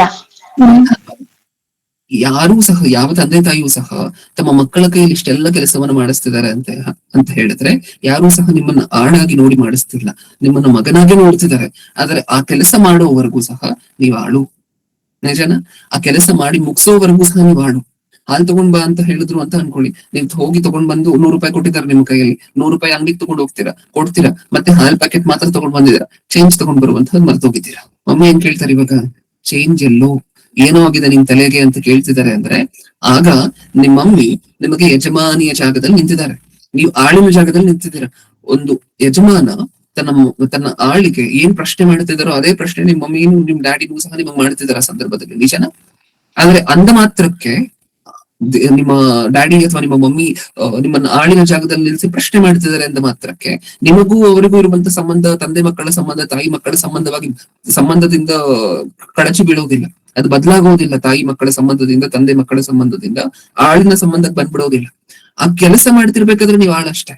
ನೀವು ಹಾಲನ್ನ ತಗೊಂಡ್ ಬಂದು ಕೊಡ್ಬೇಕಾದ್ರೆ ನೀವು ಆಳು, ನೀವು ಮೊಸರನ್ನ ತಗೊಂಡ್ ಬಂದು ಮತ್ತೆ ಮನೆಗೆ ಕೊಡ್ಬೇಕಾದ್ರೆ ಆಳಷ್ಟೇ ನೀವು. ಆದ್ರೆ ನೀವು ಮನೆಗೆ ಮಗನೇ, ಮಗಳೇ. ಇದೊಂದು ವೇಳೆ ನಮ್ಗೆ ಅರ್ಥ ಆದ್ರೆ, ಅವಾಗ ಯಾವಾಗ್ಲೂ ಚಿಕ್ಕ ವಯಸ್ಸಲ್ಲಿ ನಾವು ಅನ್ಕೊಂಡಿಲ್ಲ ಅಲ್ವಾ, ನಾನು ಒಂಥರ ಕೆಲ್ಸದವನಾಗ ಹೋಗಿದ್ದೀನಿ ನನ್ನ ಮನೆಯಲ್ಲಿ. ಅದು ನನ್ಗೆ ಹೇಳ್ತಾರೆ, ಇದು ನನ್ಗೆ ಹೇಳ್ತಾರೆ, ಬೈಕಲ್ಲಿ ಏನಾದ್ರು ಮಾಡ್ತಿದ್ರೆ ತಗೊಂಡ್ ಬಂದ್ ನಾನೇ ಕೊಡ್ಬೇಕು, ಇದನ್ನ ನಾನೇ ತಂದು ಕೊಡ್ಬೇಕು, ಇನ್ನೊಂದನ್ನ ನಾನೇ ತಗೊಂಡ್ ಕೊಡ್ಬೇಕು, ಏನಾದ್ರು ಮರ್ತ್ಬಿಟ್ಟು ಹೋಗಿದ್ರೆ ಇಲ್ಲಿಂದ ಅಲ್ಲಿಗೆ ಎತ್ಕೊಂಡು ಕೊಡ್ಬೇಕು. ಹಾಲು, ಮೊಸರು, ತುಪ್ಪ, ಇನ್ನೇನೇನು ಇನ್ನೆಲ್ಲಾ ನಾನೇ ತಗೊಂಡ್ ಬಂದ್ ಕೊಡ್ಬೇಕು ಅಂತ ಯಾವತ್ತು ನಾವು ಅನ್ಕೊಂಡಿಲ್ಲ ಅಲ್ವಾ. ನಾನ್ ಈ ಮನೆಗೆ ಆಳಾಗಿದ್ದೀನಿ ಅಂತ ನಾನು ಯಾವತ್ತು ಅನ್ಕೊಂಡಿಲ್ಲ ಅಲ್ವಾ. ಕಂಟಿನ್ಯೂಸ್ ಆಗಿ ಕೆಲಸ ಮಾಡಿಸೋದ್ರು ಸಹ, ಟವಲ್ ಮರ್ತ್ಬಿಟ್ಟು ಯಾವತ್ತೂ ಸಹ ನೀವು ಕಂಪ್ಲೇಂಟ್ ಮಾಡಿಲ್ಲ. ನಿಮ್ ತಂದೆ ತಾಯಿ ಬಗ್ಗೆ ಯಾವತ್ತಾದ್ರೂ ಕಂಪ್ಲೇಂಟ್ ಮಾಡಿದ್ರೆ ಪಕ್ಕದ ಮನೆಗೆ ಹೋಗಿ, ನಮ್ ತಂದೆ ಇದಾರೆ ಯಾಕೆ ಹೇಳ್ತೀರಾ, ಮೊಸರು ಖಾಲಿ ಇದ್ರೆ ನಾನೇ ತಗೊಂಡ್, ಫೋನ್ ಮಾಡ್ತಾರೆ ನಾನೇ ತಗೊಂಡ್ ಕೊಡ್ಬೇಕು, ಚಾರ್ಜಿಂಗ್ ನಾನೇ ಹಾಕ್ಬೇಕು, ಮತ್ತೆ ಚಾರ್ಜಿಂಗ್ ಇಂದ ವಾಪಸ್ ನಾನೇ ಕೊಡ್ಬೇಕು ಅಂತ ನಿಮ್ ಪಕ್ಕದ ಮನೆಯವ್ರು ಹೇಳಿದ್ರು ಸಹ ಅವರೇ ನಿಮ್ಮನ್ನ ಬೈತಾರೆ. ನಿನ್ ತಂದೆ ಅಂದ್ರೆ ಅಥವಾ ನಿನ್ ತಾಯಿ ಅಂದ್ರೆ ಅಷ್ಟು ಕೆಲಸ ನೀನ್ ಮಾಡ್ಬೇಕು ಅಂತ ಅವರೇ ಬೈತಾರೆ ನಮ್ಮನ್ನ. ಇದು ನ್ಯಾಯ ಅಂತ ಅನ್ಸಿದ್ರೆ ದೇವರು ಇಲ್ಲೂ ಸಹ ಹೇಳ್ತಿರುವಂತಹದ್ದು, ಮಾಡಿಸ್ಕೊಳ್ತಿರುವಂತಹದ್ದು ನ್ಯಾಯನೇ. ವಿಚಿತ್ರ ಏನು ಅಂದ್ರೆ, ಇಲ್ಲಿ ಯಜಮಾನನಾಗಿರುವಂತಹ ದೇವರಿಗೆ 5 minutes ಎಕ್ಸ್ಟೆಂಡ್ ಆಗುತ್ತೆ ಸಂದೇಶ, ಫಿಕ್ಸ್ ಆಗೋಗಿ ಮೈಂಡ್ ಅಲ್ಲಿ. ಇಲ್ಲಿ ಯಜಮಾನನಾಗಿರುವಂತಹ ದೇವರಿಗೆ ನಿಮ್ಮನ್ನ ಬಿಟ್ಟು ಬೇರೆ ಯಾರಿದ್ದಾರೆ ಹೇಳಿ ಆಪ್ಷನ್ ಆಗಿ? ಹೌದಾ? ನನಗೆ ಇಷ್ಟೆಲ್ಲ ಹೇಳ್ತಿದ್ದಾರೆ, ತೋಟದ ಕೆಲಸನೂ ನಾನೇ ಮಾಡ್ಬೇಕಂತೆ, ಕುರಿ ಮೇಯಿಸುವಂತ ಕೆಲಸನೂ ನಾನೇ ಮಾಡ್ಬೇಕಂತೆ, ಮತ್ತೆ ಬಂದು ಯಜಮಾನನಿಗೆ ಆಹಾರನೂ ನಾನೇ ಸಿದ್ಧ ಮಾಡ್ಬೇಕಂತೆ. ಸುಮ್ಮನೆ ಇದೆಲ್ಲ ತಮಾಷೆನ? ಮನ್ಸಿಲ್ವಾ ನಮ್ಮ ಯಜಮಾನನಿಗೆ? ಆಲೋಚನೆ ಇಲ್ವಾ ನನ್ನ ಯಜಮಾನನಿಗೆ? ಇಷ್ಟಕ್ಕೂ ಆ ಯಜಮಾನ ಜಾಗದಲ್ಲಿರುವಂತಹದ್ದು ನಿಮ್ಮ ತಂದೆ. ನಿಜಾನ? ಆ ಯಜಮಾನನ ಜಾಗದಲ್ಲಿರುವಂತಹದ್ದು ನಮ್ಮೆಲ್ಲರಿಗೂ ಜನ್ಮ ಕೊಟ್ಟಿರುವಂತಹ ತಂದೆ ಆಗಿರುವಂತಹ ದೇವರು, ಯೇಸು ಕ್ರಿಸ್ತರು, ಇವರ ಯಜಮಾನನ ಜಾಗದಲ್ಲಿರುವಂತಹದ್ದು. ಇವರಿಗೂ ನಮಗೂ ಇರುವಂತಹ ಸಂಬಂಧ ತಂದೆ ಮಕ್ಕಳ ಸಂಬಂಧ. ಆ ಸಮಯದಲ್ಲಿ ಮಾತ್ರ ಆಳಾಗಿ ನೋಡ್ತಿದ್ದಾರೆ. ನಾನಾಗ್ಲೇ ಹೇಳಿದೆ ನಿಮಗೆ, ನೀವು ವಾಪಸ್ ಅಂಗಡಿಯಿಂದ ಚೇಂಜ್ ಕೊಟ್ಟಿಲ್ಲ ಅಂದ ಮಾತ್ರಕ್ಕೆ ಒಬ್ಬ ಯಜಮಾನ ಆಳನ್ನ ಹೇಗೆ ಪ್ರಶ್ನೆ ಮಾಡ್ತಾನೋ, ಚೇಂಜ್ ಎಲ್ಲಿ ಅಂತ ಹೇಳಿ ಹೇಗೆ ಬೈತಾನೋ, ಅದೇ ತರ ನಿಮ್ ತಂದೆ ತಾಯಿನೂ ಸಹ ನಿಮ್ಗೂ ಬೈತಾರೆ. ನೀವು ಹಾಲು ತಗೊಂಡ್ ಚೇಂಜ್ ತಗೊಂಡ್ ಬರ್ದೇ ಹೋದ್ರೆ. ನಿಜನ? ಹಾಲ್ ಮಾತ್ರ ತಗೊಂಡ್ ಬಂದ್ ಚೇಂಜ್ ತಗೊಂಡ್ ಬರ್ದೇ ಹೋದ್ರೆ ನಿಮ್ಮ ತಂದೆ ತಾಯಿ ಒಬ್ಬ ಯಜಮಾನ ತನ್ನ ಆಳಿಗೆ ಹೇಗೆ ವಾರ್ನಿಂಗ್ ಕೊಟ್ಟು ಹೇಗೆ ಗದರ್ತಾನೋ, ಅದೇ ತರ ತಂದೆ ತಾಯಿನೂ ಸಹ ಮಕ್ಕಳಿಗೆ ಗದರ್ತಾರೆ. ಅದರ ಅರ್ಥ, ಆ ಕೆಲಸ ಮಾಡ್ಬೇಕಾದ್ರೆ ತಂದೆ ತಾಯಿ ತಮ್ಮ ಮಕ್ಕಳನ್ನ ನೋಡ್ತಿರುವಂತಹದ್ದು ಆಳಿನ ರೀತಿನೇ. ಆ ಕೆಲಸ ಮಾಡ್ಬೇಕಾದ್ರೆ ನೀವು ಹಾಲು ತಗೊಂಡ್ ಬಂದು ಕೊಡ್ಬೇಕಾಗಿರುವಂತಹ ಸಂದರ್ಭದಲ್ಲಿ, ನೀವು ಇನ್ನೊಂದು ಐಟಮ್ ಅನ್ನ ತಗೊಂಡ್ ಬಂದು ಕೊಡ್ಬೇಕಾಗಿರುವಂತಹ ಸಂದರ್ಭದಲ್ಲಿ, ಆ ಕೆಲಸ ಮಾಡ್ಬೇಕಾದ್ರೆ ಮಾತ್ರ ನೀವು ಆಳುಗಳು, ಅದ್ರ ಉಳಿದಂತೆ ಎಲ್ಲ ನೀವು ಅವರಿಗೆ ಮಕ್ಕಳು. ಇದು ನಮ್ಗೆ ಅರ್ಥ ಆದ್ರೆ ಇಲ್ಲೂ ಸಹ ಕಂಟಿನ್ಯೂಸ್ ಆಗಿ ಕೆಲಸಗಳನ್ನು ಕೊಟ್ಟು ಮಾಡಿಸ್ಕೊಳ್ತಿದಾರಲ್ವಾ, ಅದಕ್ಕಿರುವಂತ ಅರ್ಥ ಏನ್ ಗೊತ್ತಾ? ಅವರಿಗೆ ನಿಮ್ಮನ್ನ ಬಿಟ್ಟು, ದೇವರಿಗೆ ನಿಮ್ಮನ್ನ ಬಿಟ್ಟು ಈ ಕೆಲಸಗಳನ್ನೆಲ್ಲ ಮಾಡ್ಲಿಕ್ಕೆ, ಈ ವ್ಯವಸಾಯದ ಕೆಲಸ ಮಾಡ್ಲಿಕ್ಕೆ, ಭೂಮಿಯ ಮೇಲೆ ಈ ಕುರಿ ಮೇಯಿಸುವಂತ ಕೆಲಸವನ್ನ ಮಾಡ್ಲಿಕ್ಕೆ, ತನಗೆ ಆಹಾರವನ್ನು ಪ್ರತಿದಿನ ಸಿದ್ಧ ಮಾಡಿ ಕೊಡ್ಲಿಕ್ಕೆ, ನಿಮ್ಮನ್ನ ಬಿಟ್ಟು ತನ್ನ ಹತ್ರ ಬೇರೆ ಯಾರು ಆಪ್ಷನ್ ಇಲ್ಲ. ನಿಜನಾ ಇಲ್ವಾ? ಬೇರೆ ಯಾರಾದ್ರೂ ಇದ್ದಿದ್ರೆ ತಮ್ಮ ಕೈಯಲ್ಲಿ ಮಾಡಿಸ್ಕೊಳ್ತಿದ್ರು. ಅವ್ರಿಗೆ ಬೇರೆ ಯಾರು ಆಪ್ಷನ್ ಇಲ್ಲ, ನೀವೇ ಮಾಡ್ಬೇಕು. ಮಾಡಿದ್ರೆ ಭೂಮಿ ಮೇಲೆ ದೇವರಿಗೆ ಮಕ್ಕಳಾಗಿರುವಂತಹ, ಸಭೆಯಲ್ಲಿ ಸದಸ್ಯರಾಗಿರುವಂತಹ ನೀವೇ ಮಾಡ್ಬೇಕ ಕೆಲಸಗಳನ್ನ, ಬೇರೆ ಇನ್ನೊಂದು ಆಪ್ಷನ್ ಇಲ್ಲ ದೇವರಿಗೆ. ಹೌದಾ? ಈಗ ದೇವರಿಗೆ ಬೇರೆ ಆಪ್ಷನ್ ಇಲ್ಲ ಅಂತ ಹೇಳಿದ್ರೆ ಯಾರ ಕೈಯಲ್ಲಿ ಮಾಡಿಸ್ಬೇಕು ಅಷ್ಟು ಕೆಲಸಗಳನ್ನ? ನಿಮ್ ಕೈಯಲ್ಲಿ ತಾನೇ ಮಾಡಿಸ್ಬೇಕು. ನಿಜನ? ನಿಮ್ಮ ತಂದೆ ತಾಯಿಗೆ 3 ಜನ ಮಕ್ಕಳಿದ್ದಾರೆ ಅಂತ ಅನ್ಕೊಳ್ಳಿ. ಓಕೆ, 3 ಜನ ಮಕ್ಕಳಲ್ಲಿ ಒಬ್ಬನನ್ನ ಗಾಡಿಲಿ ಏನೋ ಮರ್ತು ಬಿಟ್ಟು ಬಂದಿದ್ದೀನಿ, ಹೋಗಿ ತಗೊಂಬ ಅಂತ ಕಳಿಸ್ತಾರೆ. ಇನ್ನೊಬ್ಬನನ್ನ ಹಾಲ್ ತರ್ಲಿಕ್ಕೆ ಕಳಿಸ್ತಾರೆ. ಇನ್ನೊಬ್ಬನನ್ನ ಟವಲ್ ತಗೊಂಡ್ಬರ್ಲಿಕ್ಕೆ ಕಳಿಸ್ತಾರೆ. ಹೌದಾ? ಇಬ್ರನ್ನ ಕೆಲ್ಸಕ್ಕೆ ಕಳಿಸಿದ್ರು ಅಂತ ಅನ್ಕೊಳ್ಳಿ. ಈಗ ಟವಲ್ ತಗೊಂಡ್ ಬಂದು ಕೊಡ್ಬೇಕು. ಯಾರಿದ್ದಾರೆ? ಇನ್ನೊಬ್ರು ಯಾರಿದ್ದಾರೆ? 3ನೇ ಮಗ. ಅವನನ್ನು ಉಪಯೋಗ ಮಾಡ್ಕೊಬೇಕಾ ಬೇಡವಾ ಈ ಕೆಲಸಕ್ಕೋಸ್ಕರ? ಯಾಕಂದ್ರೆ ಇಬ್ರು ಹೋಗಿದ್ದಾರೆ ಬೇರೆ ಬೇರೆ ಕೆಲಸದ ನಿಮಿತ್ತ. ಉಳಿದಿರುವಂತಹದ್ದು ಇನ್ನೊಬ್ಬ ಮಗ, ಉಳಿದಿರುವಂತಹದ್ದು ಇನ್ನೂ ಒಂದ್ ಕೆಲಸ. ಈಗ ಒಂದ್ ಕೆಲಸವನ್ನ ಯಾರು ಮಾಡ್ಬೇಕು? ಈ 3ನೇ ಮಗ ಮಾಡ್ಲೇಬೇಕಲ್ವಾ? ಇದು ನ್ಯಾಯ ಅಂತ ನಮ್ಗೆ ಅನ್ಸುತ್ತೆ. ದೇವರು ಸಹ ನಮ್ಮನ್ನ ತನಗೋಸ್ಕರ ಕಂಟಿನ್ಯೂಸ್ ಆಗಿ ಈ ಕೆಲಸ ಆಯ್ತಾ ಆ ಕೆಲಸ, ಆ ಕೆಲಸ ಆಯ್ತಾ ಈ ಕೆಲಸ ಮಾಡಿಸ್ಕೊಳ್ತಿರುವಂತಹದ್ದು, ತನಗೋಸ್ಕರ ಉಪಯೋಗಿಸ್ಕೊಳ್ತಿರುವಂತಹದ್ದು ನ್ಯಾಯ ಅಂತ ನಮಗೆ ಅರ್ಥವಾಗತ್ತೆ. ಹೌದಾ ಇಲ್ವಾ? ಯಾವಾಗ್ಲೂ ಸಹ ಅದಕ್ಕೋಸ್ಕರನೇ, ಯಾವಾಗ್ಲೂ ಸಹ, ಯಾವತ್ತೂ ಸಹ ನಾವು ದೇವರಿಗೋಸ್ಕರ, ಅಂದ್ರೆ ದೇವರ ಕೆಲಸದ ನಿಮಿತ್ತ ಶ್ರಮಿಸಿದ್ವಿ ಅಂತ ಅನ್ಕೊಳ್ಳಿ. 3-4 ಜನರನ್ನ, ಆತ್ಮಗಳನ್ನ ಕರ್ಕೊಂಡು ಬಂದಿದೀವಿ, ತುಂಬಾ ಕಷ್ಟಪಟ್ಟಿದೀವಿ ಅಂತ ಅನ್ಕೊಳ್ಳಿ. ಕಷ್ಟಪಟ್ಟರೂ ಸಹ ಯಾವಾಗ್ಲೂ, ಯಾವತ್ತು ನಮ್ಮ ಜೀವನದಲ್ಲಿ, ನಮ್ಮ ಬದುಕುಗಳಲ್ಲಿ, ನಮ್ಮ ಬಾಯಿಗಳಲ್ಲಿ ಯಾವ ಮಾತು ಬರಬಾರ್ದು ಅಂದ್ರೆ, ನಾನು ದೇವರಿಗೋಸ್ಕರ ಏನೇನ್ ಮಾಡಿದೀನಿ ಗೊತ್ತಾ, ಎಷ್ಟು ಕಷ್ಟಪಟ್ಟಿದ್ದೀನಿ ಗೊತ್ತಾ, ಎಷ್ಟೊಂದು ಮಾಡಿದೀನಿ ಗೊತ್ತಾ ಅನ್ನುವಂತಹದ್ದು ಕನಸು ಮನಸ್ಸಿನಲ್ಲೂ ಬರಬಾರದು. ಯಾಕೆ? ಅದು ನಮ್ಮ ಬಾಧ್ಯತೆ, ಅದು ನಮ್ಮ ಕರ್ತವ್ಯ. ಈಗ ಸಾಮ್ಯ ರೂಪದ ಹೆಡ್ಡಿಂಗ್ ಅನ್ನು ಓದೋಣ ಒಂದ್ಸರಿ. ಸಾಮ್ಯ ರೂಪದ ಮೇಲಿರುವಂತ ಹೆಡ್ಡಿಂಗ್ ಅನ್ನು ಒಂದ್ಸರಿ ಓದಿ ಬೇಗ. ಮಾಡಬೇಕಾದದ್ದನ್ನು ಮಾಡುವುದು ನಮ್ಮ ಕರ್ತವ್ಯವೇ ಹೊರತು ಪುಣ್ಯವಲ್ಲವೆಂಬ ಬೋಧೆ. ಏನು ಈ ಸಾಮ್ಯ ರೂಪದ ಹೆಡ್ಡಿಂಗೇ ಅದು. ಮಾಡಬೇಕಾದದ್ದನ್ನು ಮಾಡುವುದು ನಮ್ಮ ಕರ್ತವ್ಯವೇ ಹೊರತು ಪುಣ್ಯವಲ್ಲವೆಂಬುದು. ಇದು ಈ ಸಾಮ್ಯ ರೂಪದ ಹೆಡ್ಡಿಂಗ್.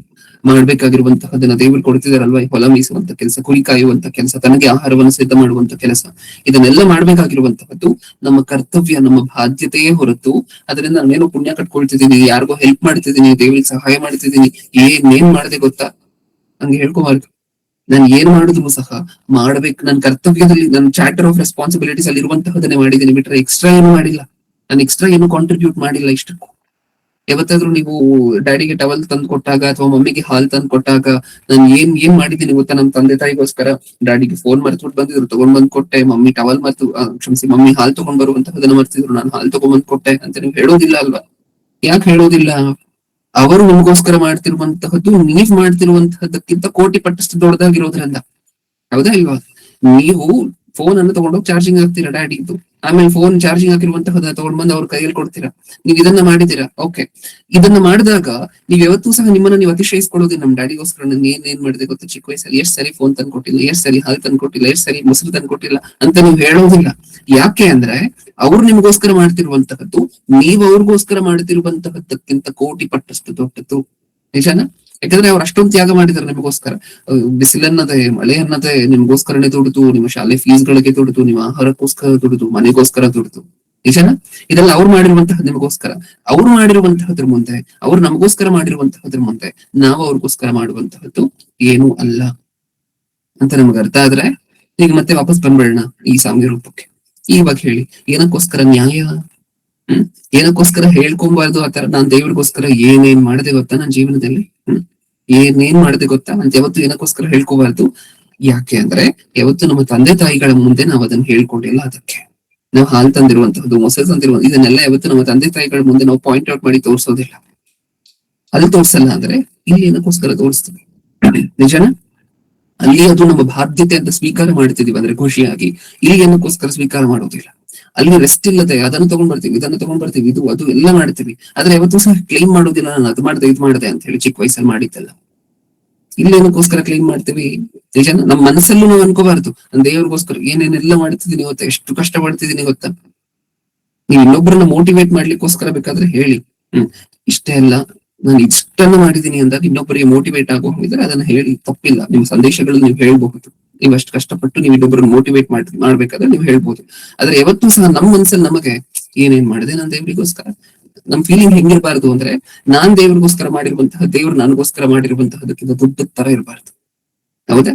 ಸತ್ಯವೇದದಿಂದ ಒಂದ್ 3 ವಚನಗಳನ್ನ ನೋಡ್ಕೊಂಡು ಮುಗಿಸ್ಕೊಳ್ಳೋಣ. ದೇವ್ರು ನಮಗೋಸ್ಕರ ಮಾಡಿರುವಂತಹದ್ದಕ್ಕೂ ಮನುಷ್ಯರಾಗಿ ನಾವು ದೇವರಿಗೋಸ್ಕರ ಮಾಡುವಂತಹದ್ದಕ್ಕೂ ಮ್ಯಾಚಿಂಗ್ ಏನಾದ್ರು ಇದೆಯಾ ಅಂತ ಹೇಳಿ ನೋಡಿ. ದೇವ್ರ ಋಣವನ್ನ, ಒಂದ್ ವೇಳೆ ಋಣ ಅನ್ನುವಂತಹ ಪದವನ್ನು ನಾವು ಬಳಸಿದ್ರೆ, ಓಕೆ, ದೇವರ ಋಣವನ್ನ ನಮ್ಮ ಜೀವಿತಾವಧಿಯಲ್ಲಿ ಯಾವತ್ತಾದ್ರೂ ಇನ್ನೂ ದೇವರು ಒಂದ್ 10 ಸರಿ ನಮ್ಮನ್ನ ಹುಟ್ಟಿಸಿದ್ರು ಸಹ ಜನ್ಮಗಳಿಲ್ಲ, ಆದ್ರೆ ಮತ್ತೆ ಜನ್ಮಗಳ ಮೇಲೆ ಜನ್ಮಗಳನ್ನ ದೇವರು ಕೊಟ್ಟರು ಸಹ, 100 ಜನ್ಮಗಳನ್ನ ಕೊಟ್ರು, 1000 ಜನ್ಮಗಳನ್ನ ಕೊಟ್ರು, ಆ ಋಣವನ್ನ ತೀರಿಸ್ಕೊಡ್ಲಿಕ್ಕಾಗತ್ತಾ ಅಂತ ನಿಮಗೆ ಅನ್ಸತ್ತಾ ಅಂತ ಹೇಳಿ ವಚನಗಳನ್ನ ನೋಡಿದ ನಂತರ ಹೇಳಿ. ಪಟ್ ಅಂತ ಹೇಳಿ ಓದ್ತಿರ ಈ ವಚನಗಳನ್ನ, ಈಗ ಹೇಳುವಂತಹ ವಚನಗಳನ್ನ. ರೋಮಪುರದವರಿಗೆ ಬರೆದ ಪತ್ರಿಕೆ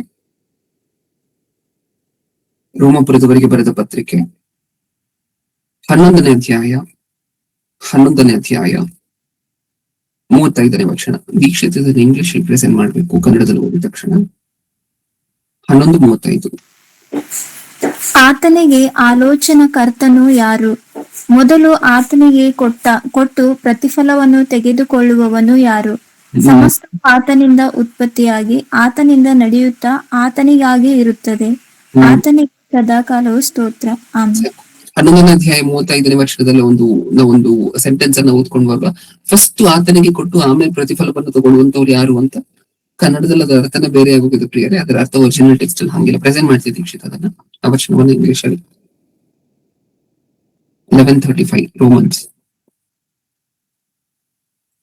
ಅದರ ಅರ್ಥ ಪ್ರಪ್ರಥಮವಾಗಿ ದೇವರಿಗೆ ಕೊಟ್ಟು ಆಮೇಲೆ ಪ್ರತಿಫಲವನ್ನು ತಗೊಳ್ಳುವಂತವ್ರು ಯಾರಿದ್ದಾರೆ ಅನ್ನುವಂತಹ ಮಾತಿಗೆ ಅರ್ಥ ಏನು ಅಂತ ಹೇಳಿ ನೋಡೋಣ ಇಲ್ಲಿ.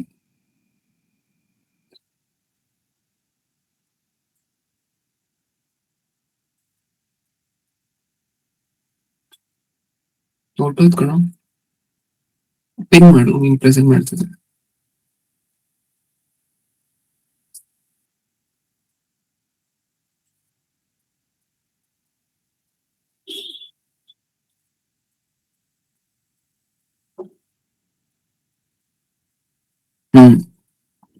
ಇದನ್ನ ಇಂಗ್ಲಿಷ್ ಅಲ್ಲಿ ಒಂದ್ಸರಿ ನೋಡಿ. Or who hath first given to him and it shall be recompensed unto him again. ಆ ಪದಕರ್ತ, ಆ ಸೆಂಟೆನ್ಸ್ ಅರ್ಥ ಏನು ಅಂತ ಹೇಳಿದ್ರೆ, ನಾವ್ ಯಾರಿಗಾದ್ರೂ 10 ರೂಪಾಯಿ ಕೊಟ್ಟಿದೀವಿ ಅಂತ ಅನ್ಕೊಳ್ಳಿ. ಆ 10 ರೂಪಾಯಿ ಕೊಟ್ಟು 10 ರೂಪಾಯಿ ನಾವ್ ಯಾರಿಗಾದ್ರೂ ಕೊಟ್ಟಿದೀವಿ ಅಂದ್ರೆ 10 ರೂಪಾಯಿನ ವಾಪಸ್ ಕೇಳುವಂತ ಅಧಿಕಾರ ನಮ್ಗೆ ಇರುತ್ತಲ್ವಾ? ಯಾಕಂದ್ರೆ ನಾವೇ ಕೊಟ್ಟಿರುವಂತಹದ್ದು. ಆ ತರ ಯಾರಾದ್ರೂ ದೇವರಿಗೆ ಕೊಟ್ಟು ಮತ್ತೆ ದೇವ್ರ ಹತ್ರ ಮತ್ತೆ ಋಣವನ್ನು ವಾಪಸ್ ಕೇಳುವಂತಹದ್ದು. ಅಂದ್ರೆ ನಮ್ಗೆ ಅರ್ಥ ಆಗೋ ಭಾಷೆಯಲ್ಲಿ ಹೇಳ್ಬೇಕಂದ್ರೆ, ನಾವು ದೇವ್ರಿಗೋಸ್ಕರ ಹಿಂದೆ ಸಿಕ್ಕಾಪಟ್ಟೆ ಮಾಡಿದ್ದೀನಿ ನಾನು ದೇವ್ರಿಗೋಸ್ಕರ, ಅದಕ್ಕೆ ದೇವ್ರು ನನಗೆ ಇಷ್ಟು ಮಾಡ್ಕೊಂಡು ಹೋಗ್ಬೇಕು ಅನ್ನುವಂತೆ ಯಾರ ಜೀವನದಲ್ಲಾದ್ರೂ ಇದ್ದ ಸಿಚುವೇಶನ್ ಅನ್ನುವಂತಹದ್ದೇ ಪ್ರಶ್ನೆ ಅಲ್ಲದೇ ಇರುವಂತಹದ್ದು. ಈ ಮಾತಿಗೆ ಅರ್ಥ ಕನ್ನಡದಲ್ಲಿ ನಾವು ಓದ್ಬೇಕಾದ್ರೆ ಹೆಂಗ್ ಕಾಣಿಸುತ್ತೆ ಅಂದ್ರೆ, ನಾವು 10 ರೂಪಾಯಿ ದುಡಿದ್ರೆ ಅದ್ರಲ್ಲಿ ಫಸ್ಟ್ ದೇವ್ರು ಕೊಡ್ಬೇಕಾಗಿರುವಂತಹ 2 ರೂಪಾಯಿಯನ್ನು ಕೊಟ್ಟು ಉಳಿದಿರುವಂತಹದ್ದನ್ನ ನಾವು ತಗೊಳ್ಳುವಂತವ್ರು ಎಷ್ಟು ಜನ ಇದ್ದಾರೆ ಅಂತ ಅರ್ಥ ಆಗುತ್ತೆ ನಮ್ಮ ಕನ್ನಡದಲ್ಲಿ. ಆತನಿಗೆ ಆಲೋಚನಾಕರ್ತನು ಯಾರು? ಮೊದಲು ಆತನಿಗೆ ಕೊಟ್ಟು ಪ್ರತಿಫಲವನ್ನು ತೆಗೆದುಕೊಳ್ಳುವವರು ಯಾರು? ಹಂಗ ಅರ್ಥ ಆಗುತ್ತೆ. ಅದರ ಅರ್ಥ ಅದಲ್ಲ. ಇಲ್ಲಿ ಕೆಳಗಡೆ ಕಾಣಿಸ್ತದೆಯಲ್ವಾ, or who hath first given to him ಅಂದ್ರೆ ಫಸ್ಟ್ ಸಾಲದ ತರ ದೇವರಿಗೆ ಕೊಟ್ಟು, ಸಾಲದ ತರ ದೇವರಿಗೆ ಏನೇನೇನೋ ಮಾಡಿ ಆಮೇಲೆ ದೇವ್ರು ನಮಗ್ ಮಾಡ್ತಿದ್ದಾರೆ. ಪರವಾಗಿಲ್ಲ, ನಾನ್ ಮಾಡಿದ್ದೆ, ದೇವರು ಅದರಲ್ಲಿ ತನ್ನ ಋಣವನ್ನು ತೀರಿಸ್ಕೊಳ್ತಿದ್ದಾರೆ ಅನ್ನುವಂಥವ್ರು ಯಾರಾದ್ರೂ ಇದಾರ ಭೂಮಿ ಮೇಲೆ ಅನ್ನುವಂತಹದ್ದೇ ಪ್ರಶ್ನೆ ಅದು. ಓಕೆ, ತೆಗೆದ್ಬಿಡು ದೀಕ್ಷಿತ್, ಸಾಕು. ಇನ್ನೊಂದು ಪ್ರಶ್ನವನ್ನು ಓದೋಣ. ಆ ತರದವ್ರು ಯಾರಾದ್ರೂ ಇದಾರ ಭೂಮಿ ಮೇಲೆ? ಇಲ್ಲ. ನಾವೆಲ್ಲರೂ ದೇವರು ನಮ್ಮ ಋಣದಲ್ಲಿ ಬದುಕ್ತಿಲ್ಲ, ನಾವೆಲ್ಲರೂ ದೇವರ ಋಣದಲ್ಲಿ ಬದುಕ್ತಿದ್ದೀವಿ. ನಿಜನಾ? ನಾನು ಆಗ್ಲೇ ಹೇಳಿದೆ, ಇನ್ನೂ 10,000 ವರ್ಷ ಬದುಕಲಿಕ್ಕೆ ದೇವ್ರು ಹೇಳಿದ್ರು ಸಹ 10,000 ವರ್ಷ ಬದುಕಿ ಮತ್ತೆ ಎಷ್ಟೋ ಕೆಲಸಗಳನ್ನ, ಕುರಿ ಮೇಯಿಸುವಂತ ಕೆಲಸ, ತೋಟದ ಕೆಲಸ, ಆಹಾರವನ್ನು ಸಿದ್ಧ ಮಾಡುವಂತ ಕೆಲಸ, ಈ ಕೆಲಸಗಳನ್ನ 10,000 ವರ್ಷ ಮಾಡಿದ್ರು ಸಹ ಇನ್ನೂ ದೇವರ ಋಣದಲ್ಲೇ ಇರ್ತೀವಿ. 0.1% ದೇವರ ಋಣವನ್ನ ಇನ್ನು ತೀರ್ಸ್ಲಿಕ್ಕೆ ಆಗೋದೇ ಇಲ್ಲ ನಮ್ಮ ಜೀವನದುದ್ದಕ್ಕೂ ಸಹ. ಇನ್ನೊಂದು ವರ್ಷವನ್ನ ನೋಡೋಣ. ಪೇತ್ರನ ಮೊದಲನೇ ಪತ್ರಿಕೆ, ಬೇಡ, ಯೋಬನ ಗ್ರಂಥಕ್ಕೆ ಹೋಗೋಣ. ಯೋಬನ ಗ್ರಂಥ 41ನೇ ಅಧ್ಯಾಯ. ಯೋಬನ ಗ್ರಂಥ 41ನೇ ಅಧ್ಯಾಯ 11ನೇ ವಚನ. 41:11.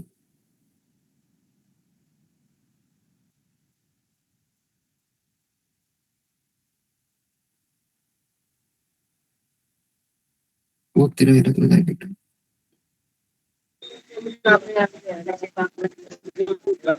ನಾನು ಸಾಲ ತೀರಿಸಬೇಕಾದರೆ ಮೊದಲು ಅದನ್ನು ನನಗೆ ಕೊಟ್ಟವರು ಯಾರು?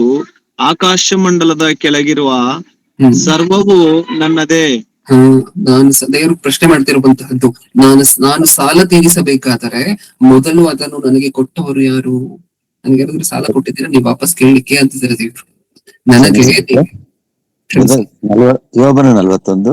ಯೋಬನು 41ನೇ ಅಧ್ಯಾಯ 11ನೇ ವಚನ.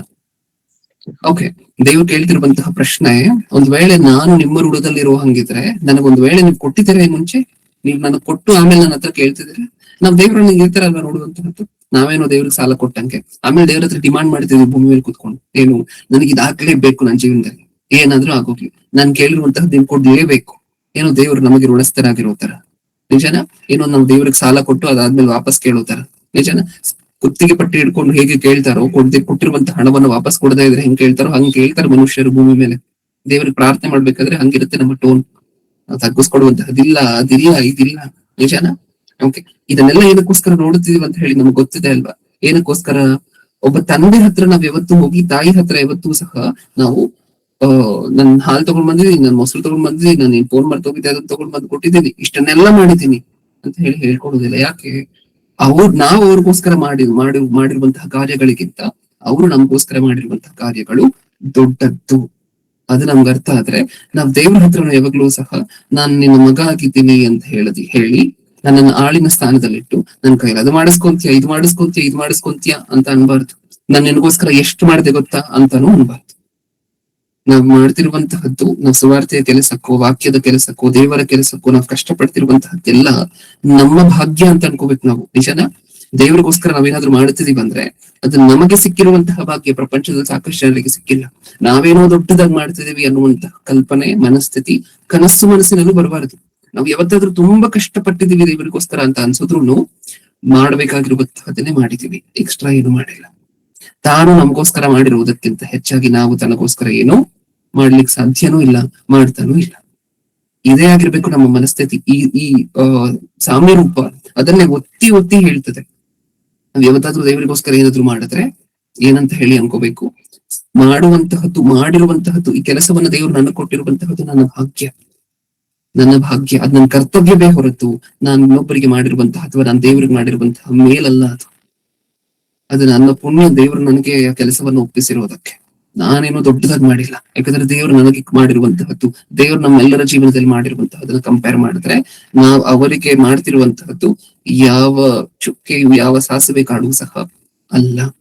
ಅದಕ್ಕೆ ಇಲ್ಲಿ ದೇವ್ರು ಕೇಳ್ತಿರುವಂತಹದ್ದು, ನೀವೇನಾದ್ರು ನಂಗೆ ಸಾಲ ಕೊಟ್ಟಿದ್ರ ಮತ್ತೆ ಅದನ್ನ ಕೇಳ್ತಿದ್ದೀರಾ ಅಲ್ವಾ? ನೀವೇನಾದ್ರು ಸಾಲ ಕೊಟ್ಟಿದ್ದೀರಾ ಅಂತ ಹೇಳ್ತಿದ್ದಾರೆ ದೇವ್ರು. ಆದ್ರೆ ನಾವು ದೇವ್ರ ಹತ್ರ ಮಾತಾಡುವಂತಹ ಪ್ರಾರ್ಥನೆ ಮಾಡುವಂತಹ ಟೋನ್ ಹಂಗಿರುತ್ತಲ್ವಾ? ಏನೋ ನಾವು ದೇವ್ರಿಗೆ ಸಾಲ ಕೊಟ್ಟಂಗೆ ಮತ್ತೆ ದೇವ್ರ ಕಡೆಯಿಂದ ಅದನ್ನ ವಾಪಸ್ ಕೇಳ್ತಿರೋ ಹಂಗೆ, ಮತ್ತೆ ದೇವ್ರಿಗೋಸ್ಕರ ನಾವೇನೋ ಜಾಸ್ತಿ ಮಾಡಿರೋ ಹಂಗೆ, ಅದನ್ನು ನಾನೇ ಮಾಡ್ಬೇಕಾ ಅನ್ನುವಂತಹ ಪ್ರಶ್ನೆಗಳು.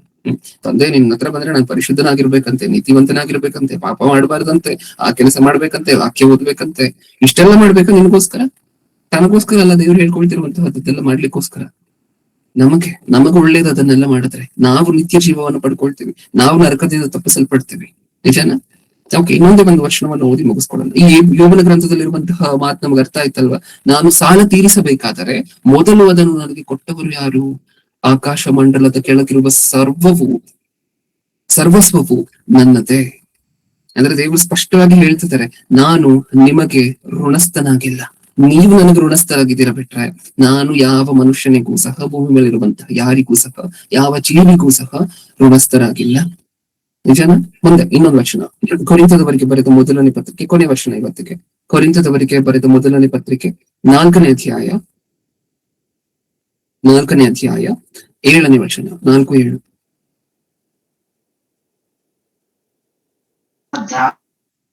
ನಿನಗೂ ಇತರರಿಗೂ ತಾರತಮ್ಯ ಮಾಡಿದವರು ಯಾರು?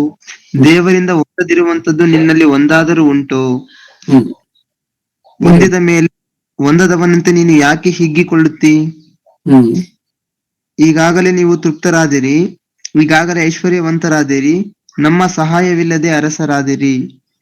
ನೀವು ನಿಜವಾಗಿ ಅರಸರಾಗಿದ್ದರೆ ನನಗೆ ಎಷ್ಟು ಆನಂದವಾಗುತ್ತದೆ. 7ನೇ ವಚನದಲ್ಲಿ ಒಂದು ಇಂಪಾರ್ಟೆಂಟ್ ಆಗಿರುವಂತಹ ಪಾಯಿಂಟ್ ಅನ್ನು ಹೇಳ್ತಿದ್ದಾರೆ, ಗಮನ ಕೊಟ್ಟು ನೋಡಿ. ನಿನಗೂ ಇತರರಿಗೂ ತಾರತಮ್ಯ ಮಾಡಿದವರು ಯಾರು? ದೇವರಿಂದ ಹೊಂದದಿರುವಂತಹದ್ದು ನಿನ್ನಲ್ಲಿ ಒಂದಾದರೂ ಉಂಟು. ಹೇಳಿ ನೀವು. ದೇವರಿಂದ ಹೊಂದದಿರುವಂತಹದ್ದು, ನಾವು ದೇವರಿಂದ ಪಡ್ಕೊಂಡಿಲ್ಲ, ನಾವೇ ಸ್ವಂತವಾಗಿ ಸಂಪಾದನೆ ಮಾಡ್ಕೊಂಡಿದೀವಿ, ನಾವು ದೇವರಿಂದ ಹೊಂದ್ಕೊಂಡಿಲ್ಲ, ಬೇರೆ ಯಾರೋ ಬಂದು ನಮ್ಗೆ ಹೆಲ್ಪ್ ಮಾಡಿ ಕೊಟ್ಟಿದ್ದಾರೆ ಅನ್ನುವಂತಹದ್ದು ನಿಮ್ಮ ಜೀವನಗಳಲ್ಲಿ ಯಾವ್ದಾದ್ರು ಒಂದ್ ಐಟಮ್ ಅನ್ನ ನೇಮ್ ಮಾಡಿ ಅಂತ ಈ ವರ್ಷನ ಕೇಳ್ತಿದೆ. ದೇವರಿಂದ ಹೊಂದದೇ ಇರುವಂತಹದ್ದು ನಿನ್ನ ಹತ್ರ ಏನಾದ್ರು ಇದೆಯಾ ಅಂತ ಕೇಳ್ತಿದ್ದಾರೆ. ಏನಾದ್ರು ಇದೆಯಾ ನಮ್ಮ ಹತ್ರ? ಏನು ಇಲ್ಲ ಅಲ್ವಾ? ನಾವು ಹುಟ್ಟಿದ್ದೇ ಅವರಿಂದ, ನಮ್ಮನ್ನು ಸೃಷ್ಟಿ ಮಾಡಿದ್ದ ಅವರಿಂದ, ಮತ್ತೆ ನಾವು ಪಾಪಗಳಲ್ಲಿ ಬಿದ್ದಿರ್ಬೇಕಾದ್ರೆ ನಮ್ಮನ್ನ ರಕ್ಷಿಸಿದ್ದು ಅವರು, ಮತ್ತೆ ನಮ್ಗೆ ಆಶ್ರಯ ಕೊಟ್ಟಿದ್ದು ಅವರು, ಬಂಡೆ, ಕೋಟೆ, ದುರ್ಗ, ಆಶ್ರಯ ಇವೆಲ್ಲ ಆಗಿ ನಮ್ಮನ್ನು ಪ್ರತಿನಿತ್ಯವೂ ನೋಡ್ಕೊಳ್ತಿರುವಂತಹದ್ದು, ಕಾಪಾಡ್ತಿರುವಂತಹದ್ದು ಅವರು. ಇದಿಷ್ಟು ನಮ್ಗೆ ಅರ್ಥ ಆದ್ರೆ ಯಾವತ್ತೂ ಸಹ ದೇವ್ರ ಮುಂದೆ ನಿಂತ್ಕೊಂಡು ನಾನು ನಿನಗೋಸ್ಕರ ಏನೇನ್ ಮಾಡಿದೆ ಗೊತ್ತಾ? ಎಷ್ಟೆಷ್ಟೆಲ್ಲ ತ್ಯಾಗ ಮಾಡಿದ್ದೀನಿ. ತ್ಯಾಗ ಮಾಡಿದ್ವಿ ಅಂದ್ರೆ ಏನ್ ತ್ಯಾಗ ಮಾಡಿದ್ದೀವಿ ದೇವರಿಗೋಸ್ಕರ ಹೇಳಿ? ತಾನ್ ಮಾಡಿರುವಂತಹ ತ್ಯಾಗಕ್ಕಿಂತ ನಾವು ಮಾಡಿರುವಂತಹ ತ್ಯಾಗ ದೊಡ್ಡದ ಅಲ್ಲ. ಅದಕ್ಕೋಸ್ಕರ ನಮ್ಮ ಮನಸ್ಥಿತಿ ಹೆಂಗಿರ್ಬೇಕು ಇನ್ ಮುಂದೆ? ದೇವರು ನಮ್ಮ ತಂದೆ, ನಿಜ, ಕನ್ಫರ್ಮ್, ಅದು 100% ಟ್ರೂ. ದೇವರು ಹೇಳ್ಕೊಂಡಿದ್ದಾರೆ, ನಮಗೂ ದೇವರಿಗೂ ಮಧ್ಯೆ ಇರುವಂತಹ ಸಂಬಂಧ ತಂದೆ ಮಕ್ಕಳ ಸಂಬಂಧನೇ. ಆದ್ರೆ ಕೆಲಸದ ವಿಷಯಕ್ಕೆ ಬಂದ್ರೆ ದೇವರು ನಮ್ಮನ್ನು ಹೇಗ್ ನೋಡ್ತಿದ್ದಾರೆ? ಆಳಾಗಿ, ದಾಸನಾಗಿ. ಯಾಕಂದ್ರೆ ಮಗ ಅಂತ ನೋಡ್ಕೊಂಡು ಆ ಕೆಲಸದ ಸಂದರ್ಭದಲ್ಲಿ ನೀವು ಅರ್ಧ ಕೆಲಸ ಮಾಡಿದ್ರು ನಿಮ್ಮನ್ನ ಅಪ್ರಿಶಿಯೇಟ್ ಮಾಡುವಂತಹ ಸೂಕ್ತ ಅಲ್ಲ ಅಲ್ವಾ? ನಿಮ್ಮ ತಾಯಿನೇ ಆ ಕೆಲಸ ಮಾಡೋದಿಲ್ಲ, ನಿಮ್ಮ ತಂದೆನೂ ಆ ಕೆಲಸ ಮಾಡೋದಿಲ್ಲ. ನೀವು ಚೇಂಜ್ ಅನ್ನ ತಗೊಂಡ್ ಬರದೇ ಹೋದ್ರೆ, ನೀವು ಹಾಲನ್ನ ತಗೊಂಡ್ ತರ್ಲಿಕ್ಕೆ ಹೋಗಿ ಅವರು ಸಹ ನಿಮ್ಮನ್ನ ಬೈತಾರೆ. ಆ ಸಮಯದಲ್ಲಿ ಅವ್ರು ಹೇಗ್ ನೋಡ್ತಿದ್ದಾರೆ ನಿಮ್ಮನ್ನ? ಅವ್ರ ಮನೇಲಿ ಒಬ್ಬ ಕೆಲಸದವನು ಇದ್ದಿದ್ರೆ ಹೆಂಗ್ ಬೈತಾ ಇದ್ರು ಹಂಗೆ ಬೈತಾರೆ. ಇದು ನಿಜ, ಅದು ನ್ಯಾಯ ಅಂತ ನಮ್ಗೆ ಅರ್ಥ ಆದ್ರೆ ದೇವರು ಸಹ ಕೆಲಸದ ವಿಷಯದಲ್ಲಿ ಆಳಾಗಿ ನಮ್ಮನ್ನ ನೋಡುವಂತಹದ್ರಲ್ಲಿ ಯಾವ ತಪ್ಪು ಇಲ್ಲ. ಅವ್ರು ಕಂಟಿನ್ಯೂಸ್ ಆಗಿ ಕೆಲಸ ಮಾಡಿಸುವಂತಹದ್ರಲ್ಲೂ ಯಾವ ತಪ್ಪು ಇಲ್ಲ. ಯಾಕಂದ್ರೆ ಅಷ್ಟೊಂದು ಕೆಲಸ ಇದೆ ಅವ್ರಿಗೆ. ನಿಮ್ಮನ್ನ ಬಿಟ್ಟು ಬೇರೆ ಆಪ್ಷನ್ ಇಲ್ಲ. ನೀವೇ ಮಾಡ್ಬೇಕು, ನೀವೇ ನಿಂತ್ಕೋಬೇಕು, ನೀವೇ ದೇವ್ರಿಗೋಸ್ಕರ ಏನಾದ್ರು ಮಾಡ್ಬೇಕು. ಆಮೇಲೆ ನಾವು ಮಾಡ್ತಿದೀವಿ ಅಂತ ಅನ್ಕೊಂಡು ನಮ್ಮ ಹೃದಯದಲ್ಲಿ ನಾವು ದೇವ್ರಿಗೋಸ್ಕರ ಏನೇನ್ ಮಾಡ್ತೀವಿ ಗೊತ್ತಾ ಅನ್ನುವಂತಹದ್ದು ಬರಬಾರ್ದು. ಸೊ ಈ ಸಾಮ್ಯ ರೂಪ ಸಾಕಷ್ಟು ವಿಚಾರಗಳನ್ನ ನಮ್ಗೆ ಹೇಳ್ಕೊಟ್ಟಿದೆ. ಪ್ರಪ್ರಥಮವಾಗಿ ದೇವರು ನಮ್ಮನ್ನ ಆಳಾಗಿ ನೋಡ್ಬೋದಾ ಇಲ್ವಾ? ನೋಡ್ಬೋದಾ? ತಂದೆ ತಾಯಿ ಮಕ್ಕಳನ್ನ ಆಳಾಗಿ ನೋಡ್ತಿದ್ದಾರೆ ಕೆಲಸದ ವಿಚಾರದಲ್ಲಿ ಅಂದ್ರೆ ದೇವರು ಸಹ ನಮ್ಮನ್ನ ಆಳಾಗಿ ನೋಡುವಂತದ್ರಲ್ಲಿ ಯಾವ ತಪ್ಪು ಇಲ್ಲ. ಅದು ಫಸ್ಟ್ ಪಾಯಿಂಟ್ ನಮ್ಗೆ ಅರ್ಥ ಆಗಿತ್ತು. ಸೆಕೆಂಡ್ ಪಾಯಿಂಟ್ ಅನ್ನು ನೋಡಿದ್ವಿ. ಕಂಟಿನ್ಯೂಸ್ ಆಗಿ ರೆಸ್ಟ್ ಕೊಡದೆ ದೇವರು ತನ್ನ ಕೆಲಸಗಳನ್ನು ಮಾಡಿಸುವಂತಹ ನ್ಯಾಯನೇ. ನಾವೆಲ್ಲ ರೆಸ್ಟ್ ಇಲ್ಲದೆ ಕೆಲಸ ಮಾಡಿ ಬಂದಂತವ್ರೆಲ್ವಾ ಚಿಕ್ಕ ವಯಸ್ಸಲ್ಲಿ ಟವಲ್ ಕೊಡುವಂತಾರೆ, ಇದು ಕೊಡುವಂತಾರೆ, ಅದು ಕೊಡುವಂತಾರೆ, ಅದ್ ಮಾಡುವಂತಹ ವಯಸ್ಸು. ನಿಮ್ಗೆ ನಿಜವಾಗ್ಲೂ ಕೆಲಸ ಮಾಡ್ಲಿಕ್ಕೆ ಆಗುವಂತಹ ವಯಸ್ಸಂದ್ರೆ ಚಿಕ್ಕ ವಯಸ್ಸು. ಯಾಕಂದ್ರೆ ನಿಮ್ಗೆ ಸುಸ್ತೇ ಆಗೋದಿಲ್ಲ ಆ ಸಮಯದಲ್ಲಿ. ನಿಜನ? ನೀವು ಕೂತ್ಕೊಳ್ತೀರಾ, ಎದ್ದೇಳ್ತೀರಾ, ಆಟ ಆಡ್ತೀರಾ, ಬೀಳ್ತೀರಾ, ಮತ್ತೆ ಹೇಳ್ತೀರಾ, ಮತ್ತೆ ಓಡೋಗ್ತೀರಾ, ಅಂಗಡಿಗೆ ಓಡ್ ಬರ್ತೀರಾ ಅಲ್ಲಿಂದ. ಮಾಡ್ಲಿಕ್ಕೆ ಆಗುವಂತಹ ವಯಸ್ಸು. ಆ ವಯಸ್ಸನ್ನು ನಮ್ಮ ತಂದೆ ತಾಯಿ ಉಪಯೋಗಿಸ್ಕೊಳ್ಬೇಕಾದ್ರೆ ದೇವ್ರು ಯಾಕೆ ಉಪಯೋಗಿಸ್ಕೊಳ್ಬಾರ್ದು ಈ ವಯಸ್ಸನ್ನ? ನಮಗ್ ಕೊಟ್ಟಿರುವಂತಹ ಆಯುಷ್ಕಾಲವನ್ನ ನಮಗ್ ಮಾಡ್ಲಿಕ್ಕೆ ಆಗುವಂತಹದೇ ಒಂದ್ 40 ವರ್ಷ. ನಿಜಾನ? ಸರಿಯಾಗಿ ಒಂದ್ 60 ವರ್ಷಕ್ಕೆಲ್ಲ ಸ್ಟಾಪ್ ಆಗ್ತೀವಿ. ನಿಜಾನ? 25ನೇ ವರ್ಷದಲ್ಲಿ ದೇವರನ್ನು ತಿಳ್ಕೊಂಡಿದ್ವಿ ಅಂತ ಅನ್ಕೊಳ್ಳಿ. ಉಳಿದಿರುವಂತಹ ಟೈಮ್ ಸ್ಪ್ಯಾನ್ ಎಷ್ಟು? 30ರಿಂದ 35 ವರ್ಷ ಅಷ್ಟೇ ಉಳಿದಿರುವಂತಹದ್ದು. ಅಷ್ಟರಲ್ಲಿ ದೇವ್ರು ಏನಾದ್ರು ಮಾಡಿಸ್ಕೊಳಂಗಿದ್ರೆ ಮಾಡಿಸ್ಕೊಬೇಕಲ್ವಾ? ನಿಮ್ಮ ಹತ್ರ ಔಟ್ಪುಟ್ ಏನಾದ್ರು ದೇವ್ರು ತಗೋಬೇಕಂದ್ರೆ ಅಷ್ಟ್ರಲ್ಲಿ ತಗೋಬೇಕಲ್ವಾ? 35 years ಅಲ್ಲಿ ತಗೋಬೇಕಲ್ವಾ? ಅದ್ರಲ್ಲೂ ನಿದ್ರೆಗೆ ಅರ್ಧ ಟೈಮ್ ಹೊರಟೋಗುತ್ತೆ. ಇನ್ನು ಉಳಿದಿರುವಂತಹ ಟೈಮ್ ಅಲ್ಲಿ ತಗೋಬೇಕು ದೇವ್ರು ನಿಮ್ಮ ಹತ್ರ ಏನಾದ್ರು ಕೆಲಸಗಳನ್ನ.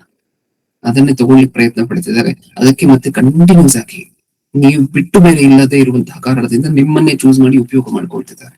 ನಮ್ಗೆ ಅರ್ಥ ಆಯ್ತಾ ಈ ಮಾತು? ಇದು ಸೆಕೆಂಡ್ ಪಾಯಿಂಟ್. ಮೊದಲನೇ ಪಾಯಿಂಟ್ ಆಳಾಗಿ ಏನಕ್ಕೋಸ್ಕರ ನೋಡ್ತಿದ್ದಾರೆ. ಸೆಕೆಂಡ್ ಪಾಯಿಂಟ್ ಕಂಟಿನ್ಯೂಸ್ ಆಗಿ ರೆಸ್ಟ್ ಇಲ್ಲದೆ ಏನಕ್ಕೋಸ್ಕರ ಕೆಲಸ ಮಾಡಿಸ್ಕೊಳ್ತಿದ್ದಾರೆ. ಥರ್ಡ್ ಪಾಯಿಂಟ್ ಏನು? ರೆಸ್ಟ್ ಇಲ್ಲದೆ ನಾನು ದೇವ್ರಿಗೋಸ್ಕರ ಏನೇನೋ ಮಾಡಿದೆ ಅಂತ ಮಾತ್ರಕ್ಕೆ ಏನ್ ಅನ್ಕೋಬಾರ್ದು. ನನ್ನ ಮನಸ್ಸಿನಲ್ಲಿ ನಾನು ದೇವ್ರಿಗೋಸ್ಕರ ಏನೇನೇನೋ ಮಾಡಿದೆ ಅಂತ ಅನ್ಕೋಬಾರ್ದು. ಯಾಕಂದ್ರೆ ದೇವರು ನಮಗೋಸ್ಕರ ಮಾಡಿರುವಂತಹದ್ರ ಮುಂದೆ ನಾವು ದೇವರಿಗೋಸ್ಕರ ಮಾಡಿರುವಂತಹದ್ದು ಏನು ಅಲ್ಲ. ಓಕೆ, ಇದಿಷ್ಟು ಸಹ ಈ ಸಾಮ್ಯ ರೂಪದ ಸಾರಾಂಶವಾಗಿತ್ತು. ಕಣ್ಮುಚ್ಚಿ ಪ್ರಾರ್ಥನೆ ಮಾಡಿ ಮುಗಿಸ್ಕೊಳ್ಳೋಣ. ಸಮಯ ಜಾಸ್ತಿ ಆಗಿದೆ, ಕ್ಷಮಿಸಿ. ಪ್ರೀತಿಯುಳ್ಳ ಪರಲೋಕದಲ್ಲಿರುವ ನಮ್ಮ ತಂದೆಯೇ, ಹೌದು ಅಪ್ಪ, ನೀವು ಸಾಮ್ಯ ರೂಪವಾಗಿ ಸತ್ಯವೇದದಲ್ಲಿ ಬರೆಸಿರುವಂತಹ ಈ ಮಾತು ಮೂರು ವಚನಗಳು ತಂದೆ ನಾವು ಇವತ್ತು ಆಲೋಚನೆ ಮಾಡಿರುವಂತಹದ್ದು. ಆ 3 ಮಾತುಗಳಲ್ಲಿ ಇಷ್ಟು ದೊಡ್ಡ ಅರ್ಥವಿದೆ ಅಂತ ಹೇಳಿ ನಮ್ಗೆ ಇವತ್ತು ಅರ್ಥ ಆಗಿದೆ. ನೀವು ಏನಕ್ಕೋಸ್ಕರ ನಮ್ಮನ್ನ ಆಳುಗಳನ್ನಾಗಿ ನೋಡ್ತಿದ್ದೀರಾ ಕೆಲಸಕ್ಕೆ ಸಂಬಂಧಪಟ್ಟಿರುವಂತಹ ವಿಷಯದಲ್ಲಿ, ವಿಚಾರಗಳಲ್ಲಿ ಅಂತ ಅರ್ಥ ಆಗಿದೆ. ನೀವು ನಮ್ಮನ್ನ ಆಳುಗಳಾಗಿ ನೋಡುವಂತಹದ್ದು, ನೀವು ಯಜಮಾನನ ಸ್ಥಾನದಲ್ಲಿ ನಿಲ್ಲುವಂತಹದ್ದು ಸೂಕ್ತವೇ, ಇದು ನ್ಯಾಯವೇ ಅಂತ ಹೇಳಿ ನಾವು ನಂಬ್ತಿದ್ದೀವಿ ತಂದೆ.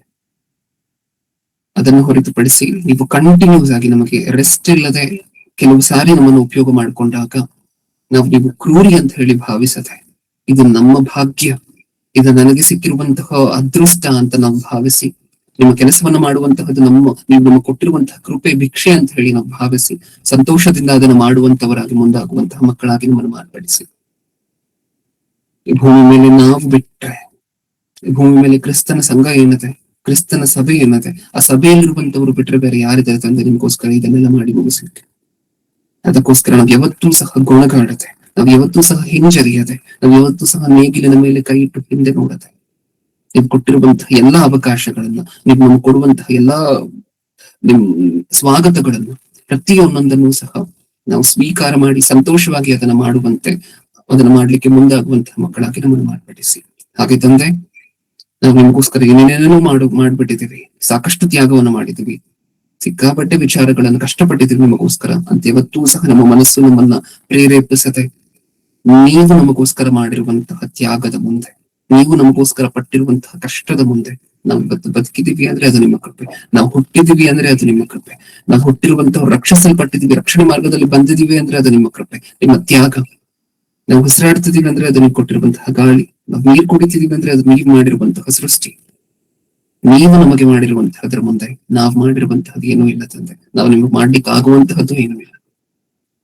ಇದೆಲ್ಲವನ್ನ ಅರ್ಥ ಮಾಡಿಕೊಂಡು ಪ್ರತಿಯೊಂದು ಸಾರಾಂಶವನ್ನು ನಮ್ಮ ಜೀವನದಲ್ಲಿ ಅಳವಡಿಸಿಕೊಳ್ಳುವಂತಹ ಭಾಗ್ಯವನ್ನು ನಾವು ದಯಪಾಲಿಸಿ, ಕೇಳಿರುವಂತಹ ಪ್ರತಿಯೊಬ್ಬರನ್ನು ಅವರು ಬರಬೇಕಾಗಿರುವಂತಹ ಆಶೀರ್ವಾದಗಳನ್ನ ನೀವು ಅವರು ಖಂಡಿತವಾಗಿ ತಕ್ಕ ಸಮಯದಲ್ಲಿ ಕೊಡ್ತೀರಾ ಅಂತ ಹೇಳಿ ನಾವು ನಂಬ್ತಿದ್ದೀವಿ. ಎಲ್ಲವನ್ನು ನಿಮ್ಮ ಕರ್ತದಲ್ಲಿ ಸಮರ್ಪಿಸಿಕೊಡ್ತಾ ನನ್ನ ಪ್ರಾರ್ಥನೆ ಯೇಸು ಕ್ರಿಸ್ತರ ನಾಮದಲ್ಲಿ ಸಮರ್ಪಿಸಿ ಬೇಡಿಕೊಳ್ತಿದ್ದೀನಿ ತಂದೆ. ಆಮೆನ್. ನಮ್ಮ ತಂದೆಯಾದ ದೇವರ ಪ್ರೀತಿ, ನಮ್ಮ ರಕ್ಷಕರು ವಿಮೋಚಕರು ಸ್ವತಃ ದೇವರು ಆಗಿರುವಂತಹ ಯೇಸು ಕ್ರಿಸ್ತರ ಕೃಪೆಯು, ಪರಿಶುದ್ಧಾತ್ಮ ದೇವರ ಅನ್ಯೋನ್ಯ ಸಹವಾಸ ಎಂದು ಸದಾ ಕಾಲವು ನಮ್ಮೆಲ್ಲರೊಂದಿಗೆ ಇರಲಿ. ಆಮೆನ್. ಇಲ್ಲಿವರೆಗೂ